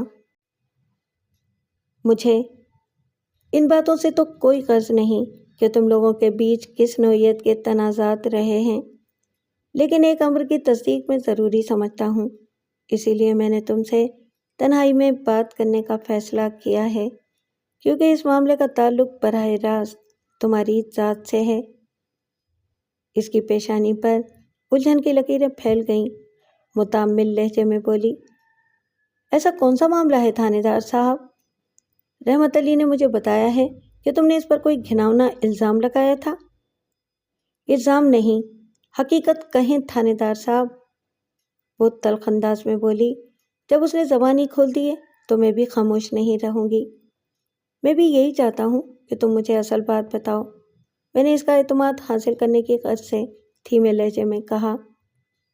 رحمت نے جو کچھ بھی مجھے بتایا ہے مجھے تو اس پر یقین نہیں آیا۔ بھلا تم ایسا کیوں کرو گی؟ یہ تو تمہاری بدنامی کا سبب بھی تھا۔ جی ہاں، اس میں سراسر میری بدنامی کا بھی امکان تھا، وہ اس بات میں گردن ہلاتے ہوئے بولی۔ لیکن چونکہ وہ ایک کھلا سچ تھا اس لیے میں نے کسی بات کی پرواہ نہیں کی تھی۔ آخر ہوا کیا تھا سغرا؟ میں نے ہمدردی بھرے لہجے میں پوچھا۔ یہ برکت علی کے انتقال کے کچھ عرصے بعد کی بات ہے، وہ خوابناک انداز میں مجھے بتانے لگی۔ ایک رات رحمت علی میرے دروازے پر آیا۔ آئندہ آدھے گھنٹے میں سغرا نے مجھے اس افسوسناک واقعے کی جو تفصیل بتائی، اس میں سے غیر ضروری باتوں کو حذف کر کے خلاصہ میں آپ کی خدمت میں پیش کرتا ہوں۔ اس رات سغرا گھر پر اکیلی تھی۔ یعقوب کی عمر اس وقت محض 8 سال تھی اور وہ اپنے خالو جان محمد کے ساتھ کمال پور گیا ہوا تھا۔ اسے 1 ہفتہ وہاں رہ کر واپس آنا تھا۔ سغرا کا شرف آباد میں رکنا اس لیے بھی ضروری تھا کہ ان دنوں فصل کی کٹائی کا سیزن چل رہا تھا۔ نیف شب سے تھوڑی دیر پہلے جب اس کے دروازے پر دستک ہوئی تو وہ چونک اٹھی۔ دروازہ کھولنے سے پہلے اس نے پوچھنا ضروری سمجھا، کون ہے؟ میں ہوں بھابھی رحمت علی، باہر سے آواز آئی۔ سغرا نے اپنے جیٹ کی آواز کو فوراً پہچان لیا اور قدرے سخت لہجے میں پوچھا، یہاں کیوں آئے ہو رحمت علی؟ سغرا، میں تم سے چند ضروری باتیں کرنے آیا ہوں، رحمت نے ندامت آمیز انداز میں کہا۔ میں اپنے اب تک کے رویوں پر سخت شرمندہ ہوں۔ یوں سمجھو کہ میں تم سے معافی مانگنے آیا ہوں۔ دروازہ کھول دو، میں نہیں چاہتا کہ کوئی مجھے تمہارے دروازے کے سامنے کھڑا دیکھے۔ سغرا کے جی میں پتہ نہیں کیا آئی کہ اس نے رحمت علی کے لیے اپنے گھر کا دروازہ کھول دیا۔ تھوڑی دیر کے بعد وہ دونوں سغرا کی بیٹھک میں ایک دوسرے کے آمنے سامنے بیٹھے ہوئے تھے۔ رحمت علی نے بڑی محبت سے پوچھا، بھابھی تمہیں برکت علی کے بغیر زندگی کیسی لگتی ہے؟ بہت ہی اداس و ویران، سغرا نے جواب دیا۔ وہ شرمندہ سے انداز میں بولا، میں نے آج تک آپ لوگوں کے ساتھ جو بھی زیادتی کی ہے میں اس کے لیے تہہ دل سے معافی چاہتا ہوں۔ اگر آپ میری درخواست مان لو گی تو میں وعدہ کرتا ہوں تمہارے ہر نقصان کی تلافی کر دوں گا۔ سغرا کو رحمت کا بدلا ہوا مہذب انداز بڑا عجیب سا محسوس ہو رہا تھا۔ بہرحال وہ اسے گھر کے اندر لے آئی تھی تو اس کی بات سننا بھی ضروری تھا۔ یہ وہ پہلے والا رحمت ہرگز نظر نہیں آ رہا تھا۔ اس نے کھوجتی ہوئی نظروں سے اپنے جیٹ کو دیکھا اور پوچھا، تم کس طرح ماضی کی زیادتیوں کی تلافی کرو گے؟ تمہارا خیال رکھ کر برکت کو زہریلے ناگ نے ڈس کر تم سے چھین لیا ہے تو کیا ہوا؟ میں ہوں نا، اگر تم چاہو تو میں تمہیں کبھی برکت کی کمی محسوس نہیں ہونے دوں گا۔ سغرا کو رحمت کی باتوں سے الجھن ہونے لگی۔ وہ بیزاری سے بولی، میری کچھ سمجھ میں نہیں آ رہا، تم کیا کہہ رہے ہو؟ میں تمہیں سمجھاتا ہوں۔ وہ اپنی جگہ سے اٹھا اور سغرا کے قریب آتے ہوئے بولا، اگر تم تعاون کرو تو ہم دونوں کی زندگی میں بہار آ سکتی ہے۔ تعاون؟ سغرا کی چھٹی اس نے اسے وارننگ دی کہ کوئی گڑبڑ ہے۔ تم کس قسم کے تعاون کی بات کر رہے ہو؟ اس نے تیز لہجے میں استفسار کیا۔ باہمی تعاون کی بات کر رہا ہوں سغرا، وہ ہونٹوں پر مخصوص مسکراہٹ سجاتے ہوئے بولا۔ اگر تم راز کو راز رکھنے کا وعدہ کرو تو ہم اسی طرح رات کی تاریکی اور تنہائی میں ملتے رہیں گے، اس میں ہم دونوں کا ہی فائدہ ہے۔ سغرا کے ذہن میں خطرے کا الارم تو بج ہی چکا تھا، رہی صحیح کسر رحمت کے الفاظ نے پوری کر دی۔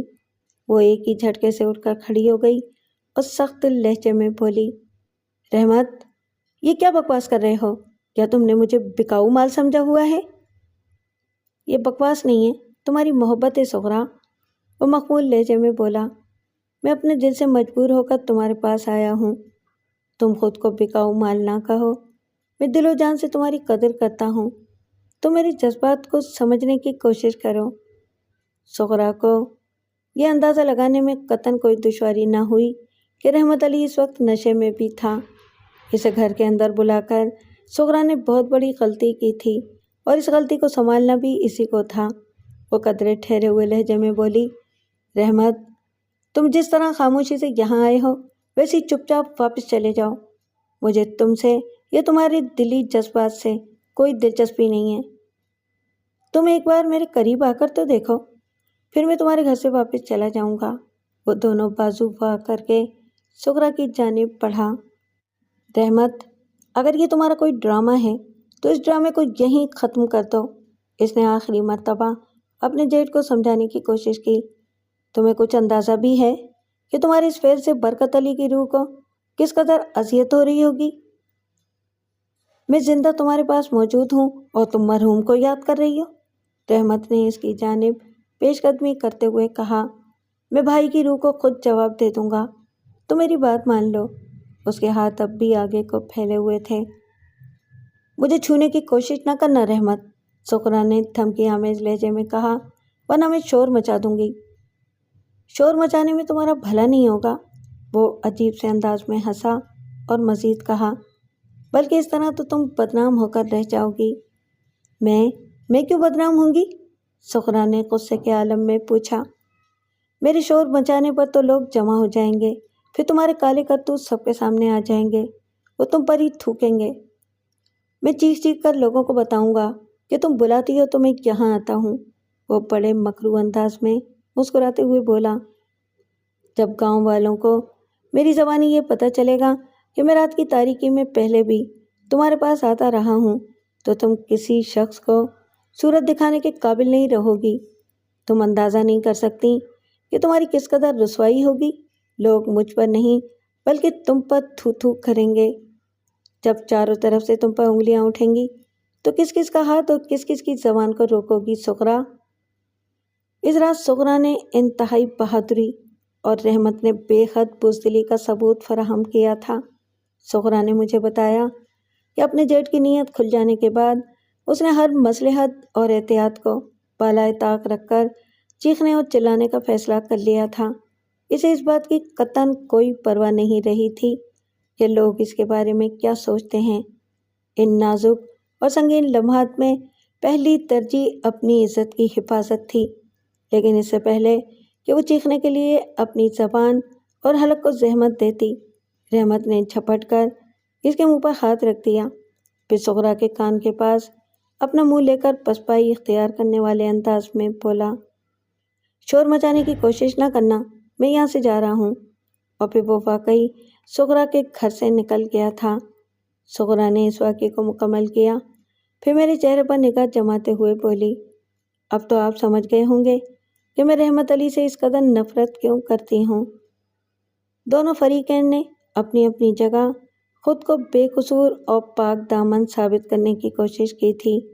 मैं इस बहस में पढ़कर अपना कीमती वक्त बर्बाद नहीं करना चाहता था कि इनमें से कौन सच्चा था और कौन झूठा। और मुतज़क्कर वाला वाक़या मौजूदा मामले से बराह रास्त कोई ताल्लुक़ भी नहीं रखता था।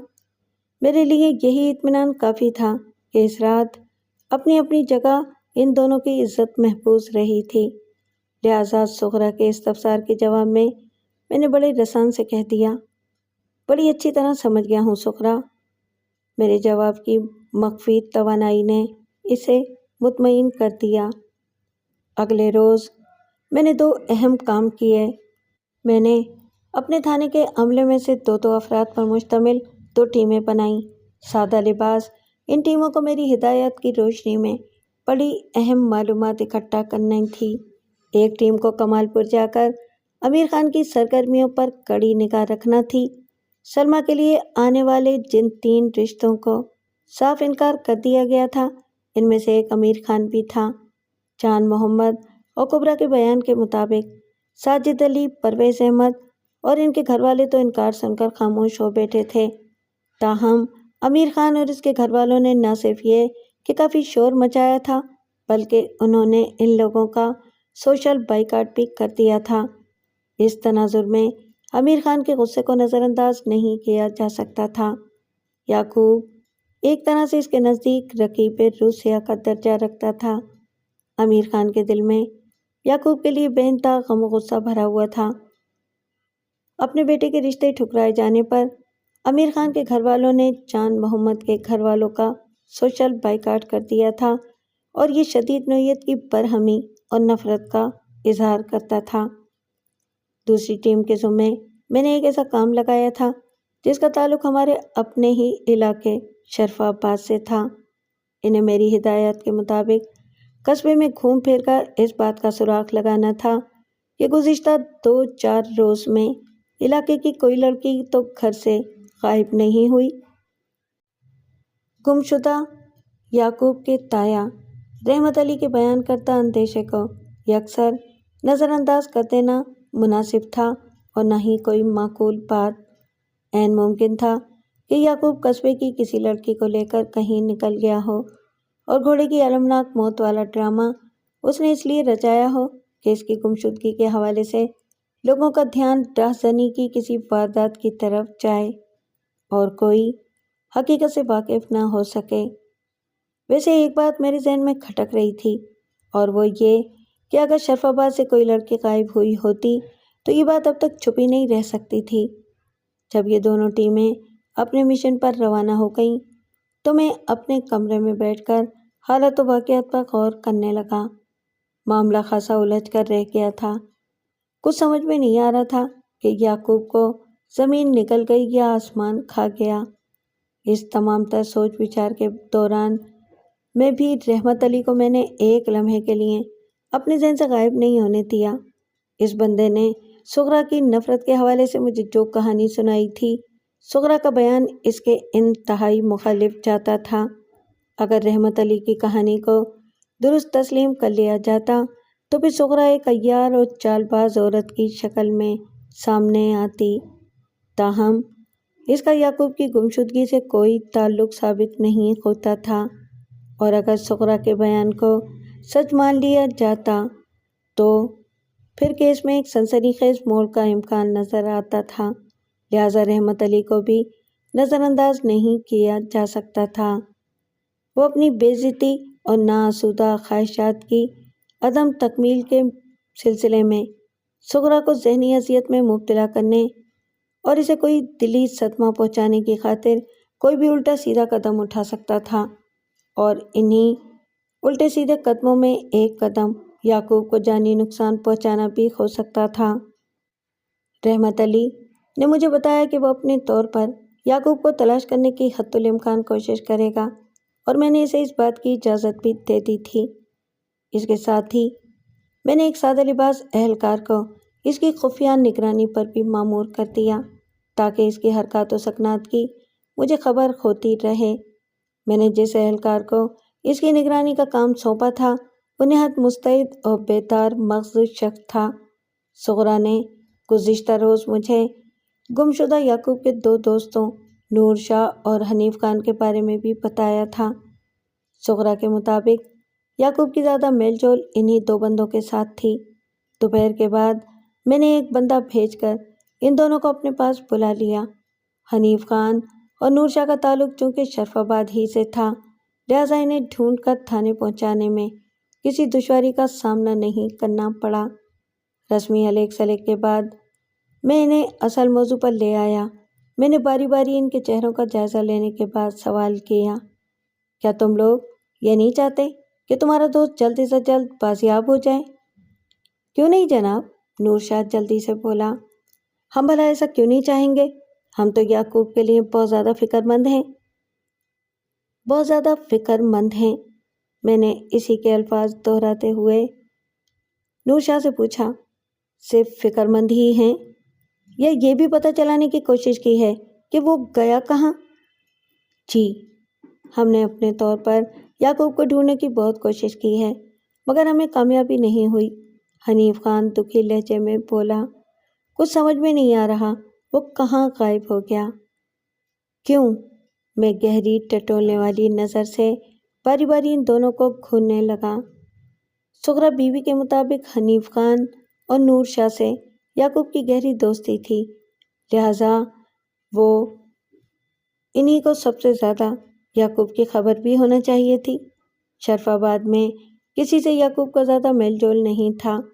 یہ بات بھی میرے ذہن میں تھی کہ بعض اوقات قریبی دوست ہی کام دکھا جاتے ہیں۔ وہ دونوں زیادہ دیر تک میری نظروں کی تاب نہ لا سکے اور حنیف خان جلدی سے بولا، تھانے دار صاحب، انسان اسی حد تک جا سکتا ہے جہاں تک اس کی پہنچ ہوتی ہے۔ ہم نے یہاں یعقوب کی تلاش میں شرف آباد کا چپا چپا چھان مارا ہے۔ پچھلے 2-3 دن میں ہم سے جو ہو سکتا تھا وہ کر کے دیکھ لیا ہے، لیکن یعقوب ہمیں کہیں نہیں ملا۔ اس کے بعد تو ہم مجبور ہیں۔ جب ہمیں پتہ چلا کہ یعقوب کا گھوڑا ادھر کمال پور کے قریب جنگل میں مردہ پایا گیا ہے تو ہم نے اس کی تلاش میں جنگل کا رخ بھی کیا تھا۔ نور شاہ اپنی کارگزاری کو آگے بڑھاتے ہوئے بولا، لیکن ہمیں ہر جگہ ناکامی کا منہ ہی دیکھنا پڑا۔ تھک ہار کر ہم نے خاموشی اختیار کر لی، لیکن ہمارے دل اپنے یار کے لیے بہت پریشان ہیں۔ ہم دن رات یعقوب کی خیریت سے واپسی کے لیے دعائیں مانگتے رہتے ہیں۔ بعد ازاں ان سے ہونے والی مزید گفتگو میں مجھے پتہ چلا کہ وہ لوگ ہمارے واپس آنے کے بعد جنگل کی طرف گئے تھے۔ جب ہمیں آدھے پونے دن کی تلاش بسیار کے بعد جنگل میں یعقوب کا نام و نشان نہیں ملا تو انہیں کوئی سراغ کیسے مل سکتا تھا؟ دیکھو، میں نے گہری سنجیدگی سے کہا، اگر واقعی تم دونوں کی یہی خواہش ہے کہ میں جلدی سے جلد تمہارے دوست کو بازیاب کرنے میں کامیاب ہو جاؤں تو پھر تمہیں میرے ساتھ بھرپور تعاون کرنا ہوگا۔ آپ حکم کریں تھانے دار صاحب، نور شاہ نے ٹھہرے ہوئے لہجے میں کہا۔ ہم ہر طرح سے تعاون کے لیے تیار ہیں۔ میں نے ان سے اس طرح سوالات کرنے شروع کیے کہ میرا مقصد بھی پورا ہو جائے اور انہیں بھی محسوس نہ ہو کہ میں ان سے کوئی شک بھری تفتیش کر رہا ہوں۔ کیا تم یہ بات جانتے تھے کہ یعقوب کمال پور جانے والا ہے؟ جی ہاں، نور شاہ نے اس بات میں گردن ہلاتے ہوئے جواب دیا۔ یعقوب نے کمال پور جانے والی بات خود ہمیں بتائی تھی۔ کب؟ میں نے چونک کر ان کی طرف دیکھا۔ اس نے یہ بات تم لوگوں کو کب بتائی تھی؟ کمال پور جانے سے 1 دن پہلے حنیف خان نے بتایا۔ رات کو ہماری ملاقات ہوئی تھی اور اگلی صبح وہ کمال پور روانہ ہو گیا تھا۔ میں سیدھا ہو کر بیٹھ گیا اور پوچھا، کیا اس نے تمہیں یہ بھی بتایا تھا کہ وہ کمال پور کیوں جا رہا ہے؟ جی، اس نے بتایا تھا کہ کسی ضروری کام سے اسے کمال پور جانا ہے۔ حنیف خان گردن کو اسباتی جنبش دیتے ہوئے بولا۔ اس کا کہنا تھا کہ وہ رات کو واپس شرف آباد آ جائے گا، مگر لمحاتی توقف کر کے اس نے ایک افسردہ سانس خارج کی، پھر اپنی بات مکمل کرتے ہوئے بولا، مگر وہ ابھی تک واپس نہیں آیا۔ میں نے سر دست اس کی افسردگی کو نظر انداز کرتے ہوئے اضطراری لہجے میں دریافت کیا، کیا یعقوب نے اس ضروری کام کی وضاحت بھی کی تھی جس کی وجہ سے اسے کمال پور جانا پڑا تھا؟ جی ہاں، اس بار نور شاہ نے جواب دیا۔ ہمارے پوچھنے پر اس نے بتایا تھا کہ وہ اپنی خالہ سے کچھ رقم لینے کمال پور جا رہا ہے۔ میں اس کی بات سن کر اچھل پڑا۔ کیا مطلب ہے تمہارا؟ جی تھانے دار صاحب، حنیف خان نے نور شاہ کی تائید کرتے ہوئے کہا، اس نے ہمیں یہی بتایا تھا۔ یعنی کہ اس نے بتایا تھا کہ وہ اپنی خالہ سے رقم لینے کمال پور جا رہا ہے؟ میں نے باری باری تصدیق طلب نظر سے ان دونوں کی طرف دیکھا۔ بالکل، نور شاہ الجھے ہوئے لہجے میں بولا، آپ کو اگر ہماری بات کا یقین نہیں آ رہا تو ہم قسم کھانے کو تیار ہیں۔ واقعی مجھے آپ لوگوں کی بات کا یقین نہیں آ رہا، میں نے صاف گوئی کا مظاہرہ کرتے ہوئے کہا، کیونکہ حقیقت اس کے برعکس ہے۔ اور وہ حقیقت کیا ہے تھانے دار صاحب؟ حنیف خان سوچتی ہوئی نظر سے مجھے تکنے لگا۔ حقیقت یہ ہے کہ وہ اپنی خالہ کو رقم دینے کمال پور گیا تھا، میں نے ٹھوس انداز میں بتایا۔ کیا؟ اب ان کے چونکنے کی باری تھی۔ پھر اس نے ہم سے جھوٹ کیوں بولا؟ یہ تو تم ہی بتاؤ گے، میں نے ٹٹولتی ہوئی نظر سے انہیں دیکھا۔ ہو سکتا ہے کہ اسے تم لوگوں پر اعتبار ہی نہ ہو۔ بے اعتباری کا تو سوال ہی پیدا نہیں ہوتا، حنیف خان بڑے اعتماد سے بولا۔ ہم تینوں دوست ایک دوسرے سے جھوٹ بولنے کا تصور بھی نہیں کر سکتے، اور آپ بتا رہے ہیں کہ یعقوب نے ہم سے غلط بیانی کی تھی۔ میں اپنی طرف سے کچھ نہیں کہہ رہا ہوں، میں نے ٹھہرے ہوئے لہجے میں کہا، یہ ساری باتیں مجھے یعقوب کی ماں سغرا بی بی نے بتائی ہیں۔ میں نے لمحاتی توقف کر کے باری باری سوالیہ نظروں سے ان کی طرف دیکھا اور پوچھا، اس سلسلے میں تم لوگوں کی سغرا بی بی سے کوئی بات ہوئی ہے؟ نہیں جناب، نور شاہ نفی میں گردن ہلاتے ہوئے بولا، ہم نے سغرا چاچی سے کچھ بھی پوچھنے کی ضرورت محسوس نہیں کی تھی۔ یعقوب نے ہمیں جو بھی بتایا ہم نے اس پر یقین کر لیا تھا۔ پھر سوال یہ پیدا ہوتا ہے کہ یعقوب نے تم لوگوں سے غلط بیانی کیوں کی؟ میں اپنے پوائنٹ پر واپس آ گیا۔ میرا ذہن پچھلے آدھے گھنٹے میں اس کی طرف ایک ہی وجہ تلاش کرنے میں کامیاب ہو سکا ہے۔ کون سی وجہ؟ نور شاہ نے اضطراری لہجے میں پوچھا۔ یہی کہ اگر اس نے سچ بات بتا دی تو اس رقم کی وجہ سے شرف آباد سے کمال پور کی طرف جاتے ہوئے اس کے ساتھ کوئی بھی حادثہ پیش آ سکتا ہے، میں نے اپنی سوچ کی روشنی میں کہا، اور اسے اس قسم کا خطرہ شرف آباد میں رہنے والے کسی شخص سے تھا، اور عین ممکن ہے کہ وہ شخص تم دونوں میں سے کوئی ہو۔ میں حالات و واقعات کی روشنی میں بالکل درست تجزیہ پیش کر رہا تھا۔ یعقوب نے غلط بیانی کی اور وہ شرف آباد سے کمال پور تک صحیح سلامت پہنچ گیا تھا، لیکن واپسی کے راستے میں اسے ایک اندھوناک سانحہ پیش آ گیا تھا، اور مجھے 100% یقین تھا کہ یعقوب کے ساتھ جو بھی ہوا تھا وہ انہی 1,500 روپوں کی وجہ سے ہوا تھا۔ اب مجھے یہ پتہ چلانا تھا کہ رقم والی بات ان دونوں کے علاوہ اور کس کس کو معلوم تھی۔ وہ دونوں بڑی بڑی قسمیں کھا کر مجھے اپنی بے گناہی کا یقین دلانے کی کوشش کرنے لگے۔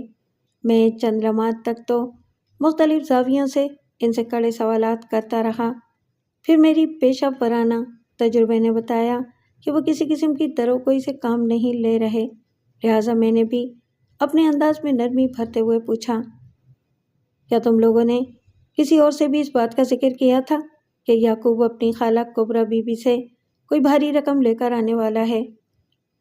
ہم نے تو کسی سے ذکر نہیں کیا، مگر حنیف خان کچھ کہتے کہتے اچانک رک گیا تو میں نے اضطراری لہجے میں دریافت کیا، مگر کیا حنیف خان؟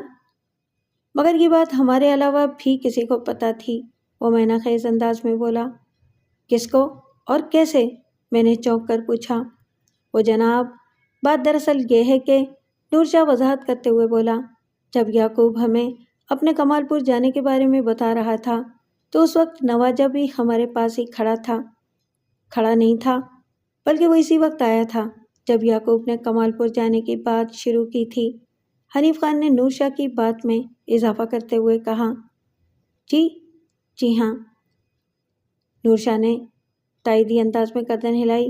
حنیف خان بالکل ٹھیک کہہ رہا ہے، یعقوب نے کمال پور جانے کی بات شروع کی ہی تھی کہ نواجہ وہاں آ گیا تھا۔ تو اس کا مطلب ہے کہ یعقوب نے نواجہ کو سنانے کے لیے وہ جھوٹ بولا تھا، میں نے سر سراتے ہوئے لہجے میں کہا۔ ہو سکتا ہے یہی بات ہو، نور شاہ اس بات میں گردن ہلاتے ہوئے بولا، نواجہ ویسے بھی کوئی اچھا بندہ نہیں ہے۔ تم 2-3 دن سے اتنی اہم بات اپنے دل میں دبائے بیٹھے تھے؟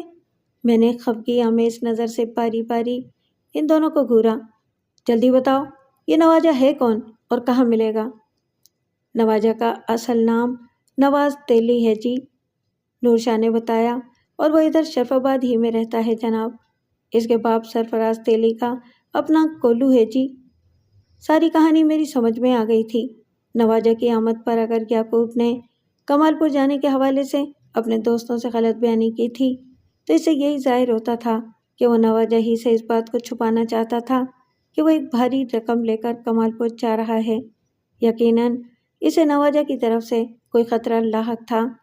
ویسے ابھی تھوڑی دیر پہلے نور شاہ نے بھی یہی بتایا تھا کہ نواجہ کوئی اچھا بندہ نہیں ہے۔ نواجہ یعقوب کی گمشدگی اور اس کے گھوڑے کے حسرتناک انجام والے معاملے میں ملوث تھا یا نہیں، اس امر کی تصدیق صرف 2 افراد ہی کر سکتے تھے، نمبر 1 یعقوب اور نمبر 2 نواجہ۔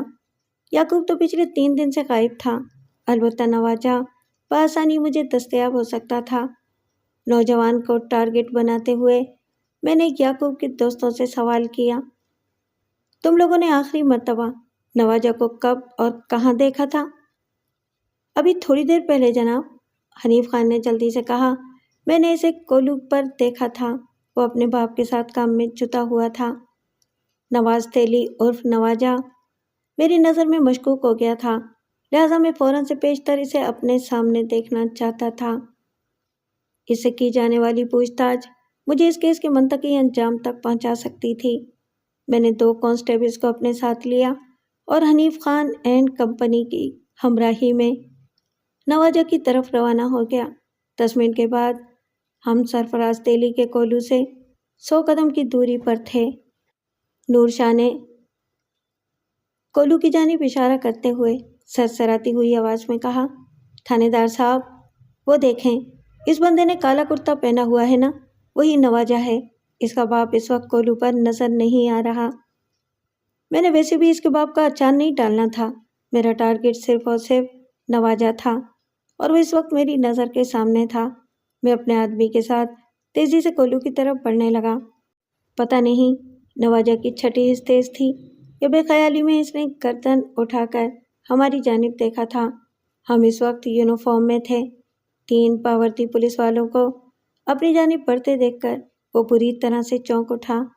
پھر اس نے بدحواسی میں ایک ایسی حرکت کی جس نے اس کے مجرم ہونے پر مہر تصدیق ثبت کر دی تھی۔ ہم پر نگاہ پڑتے ہی وہ سب کام کاج چھوڑ چھاڑ کر ایک جانب کھیتوں کی سمت بھاگ اٹھا تھا، مگر میں اسے فرار ہونے کا موقع دینے والا تھا۔ 10 منٹ کے اندر ہی میں نے اپنے آدمیوں کی مدد سے گھیر گھار کر نواجہ کو ہتھکڑی لگا دی۔ اس کار خیر میں نور شاہ اور حنیف خان نے بھی بڑھ چڑھ کر حصہ ڈالا تھا۔ نواز تیلی عرف نواجہ ایک کچا مجرم تھا۔ وہ 10-15 منٹ سے زیادہ تفتیش کے مختلف مراحل کا سامنا نہ کر سکا اور اس نے زبان کھول دی۔ اپنی بزدلی اور ناپختہ پن کا مظاہرہ تو وہ کولو پر ہمیں دیکھتے ہی کر چکا تھا۔ جب پولیس پر نگاہ پڑتے ہی اس نے راہ فرار اختیار کی تھی۔ ہمیں اس پر زیادہ محنت نہیں کرنا پڑی اور اس نے یعقوب کے قتل کا اقرار کر لیا۔ واقعات کی تفصیل کے مطابق اس کے دل میں لالچ آ گیا تھا۔ جب اسے پتہ چلا کہ یعقوب کمال پور سے ایک بھاری رقم لے کر آنے والا ہے تو اس نے اپنے پیٹی بھائی سخی محمد کے ساتھ مل کر یعقوب کو لوٹنے کا منصوبہ بنا لیا۔ سخی محمد بھی آوارہ اور بدگمان شخص تھا۔ دونوں تیز دھار کلاڑیوں سے لیس ہو کر جنگل کے اس حصے میں پہنچ گئے جہاں سے یعقوب کو گزر کر شرف آباد کی طرف آنا تھا۔ انہوں نے اپنے چہروں کو ڈھاٹوں کے پیچھے چھپا رکھا تھا تاکہ یعقوب انہیں پہچان نہ سکے۔ انہوں نے واردات کے لیے جان بوجھ کر ایک ایسی جگہ کا انتخاب کیا تھا جو کمال پور کے نزدیک تھی تاکہ اس واقعے کے حوالے سے شرف آباد کے کسی آدمی پر شک نہ آئے۔ مگر وہی بات کہ جب وقت ساتھ نہ دے تو بڑی سے بڑی پلاننگ خاک میں مل کر رہ جاتی ہے۔ نواجہ اور اس کے شریک جرم سخی محمد کے ساتھ بھی یہی ہوا تھا۔ نواجہ کی نشاندہی پر میں نے اس رات سخی محمد کو بھی گرفتار کر لیا۔ جب میرے شکنجے میں آنے کے بعد انہوں نے اپنے جرم کا اقرار کر لیا تھا تو پھر یہ کیسے ممکن تھا کہ میں یعقوب کی لاش کا سراغ لگائے بغیر ان کی جان چھوڑ دیتا۔ انہوں نے مجھے بتایا کہ یعقوب سے معرکے کے دوران میں اس کا گھوڑا تو شدید زخمی ہوا ہی تھا، لیکن اس کے ساتھ ہی یعقوب بھی جان کی بازی ہار گیا تھا۔ لبے دم زخمی گھوڑے کو انہوں نے جنگل ہی میں چھوڑ دیا اور یعقوب کی لاش کو نہر کے اندرونی حصے میں گڑھا کھود کر دفن کر دیا۔ یہ ان کی ایک سنگین غلطی تھی۔ اگر وہ یعقوب کی لاش کو جنگل میں ہی چھوڑ دیتے تو شاید میری تفتیش شرف آباد کا رخ نہ کرتی۔ جب مردہ گھوڑے کے قریب یعقوب کی لاش پڑی ملتی تو یہ سمجھ کر صبر کر لیا جاتا کہ یعقوب کو راہزنوں نے مار دیا ہے۔ انہوں نے اسے لوٹنے کے بعد قتل کیا یا قتل کرنے کے بعد لوٹا اور جائے وقوع سے فرار ہو گئے۔ کوئی کچا مجرم ہو یا پکا، لیکن وہ کہیں نہ کہیں کوئی ایسی غلطی ضرور کرتا ہے جس سے اس کا یا اس کے جرم کا سراغ لگانے میں بہت مدد ملتی ہے۔ اس معاملے میں بھی یہی ہوا تھا۔ انسان چاہے جتنی بھی مضبوط پلاننگ کر لے مگر اوپر بھی کوئی بیٹھا ہے۔ قدرت اپنے انداز میں مصروف عمل رہتی ہے۔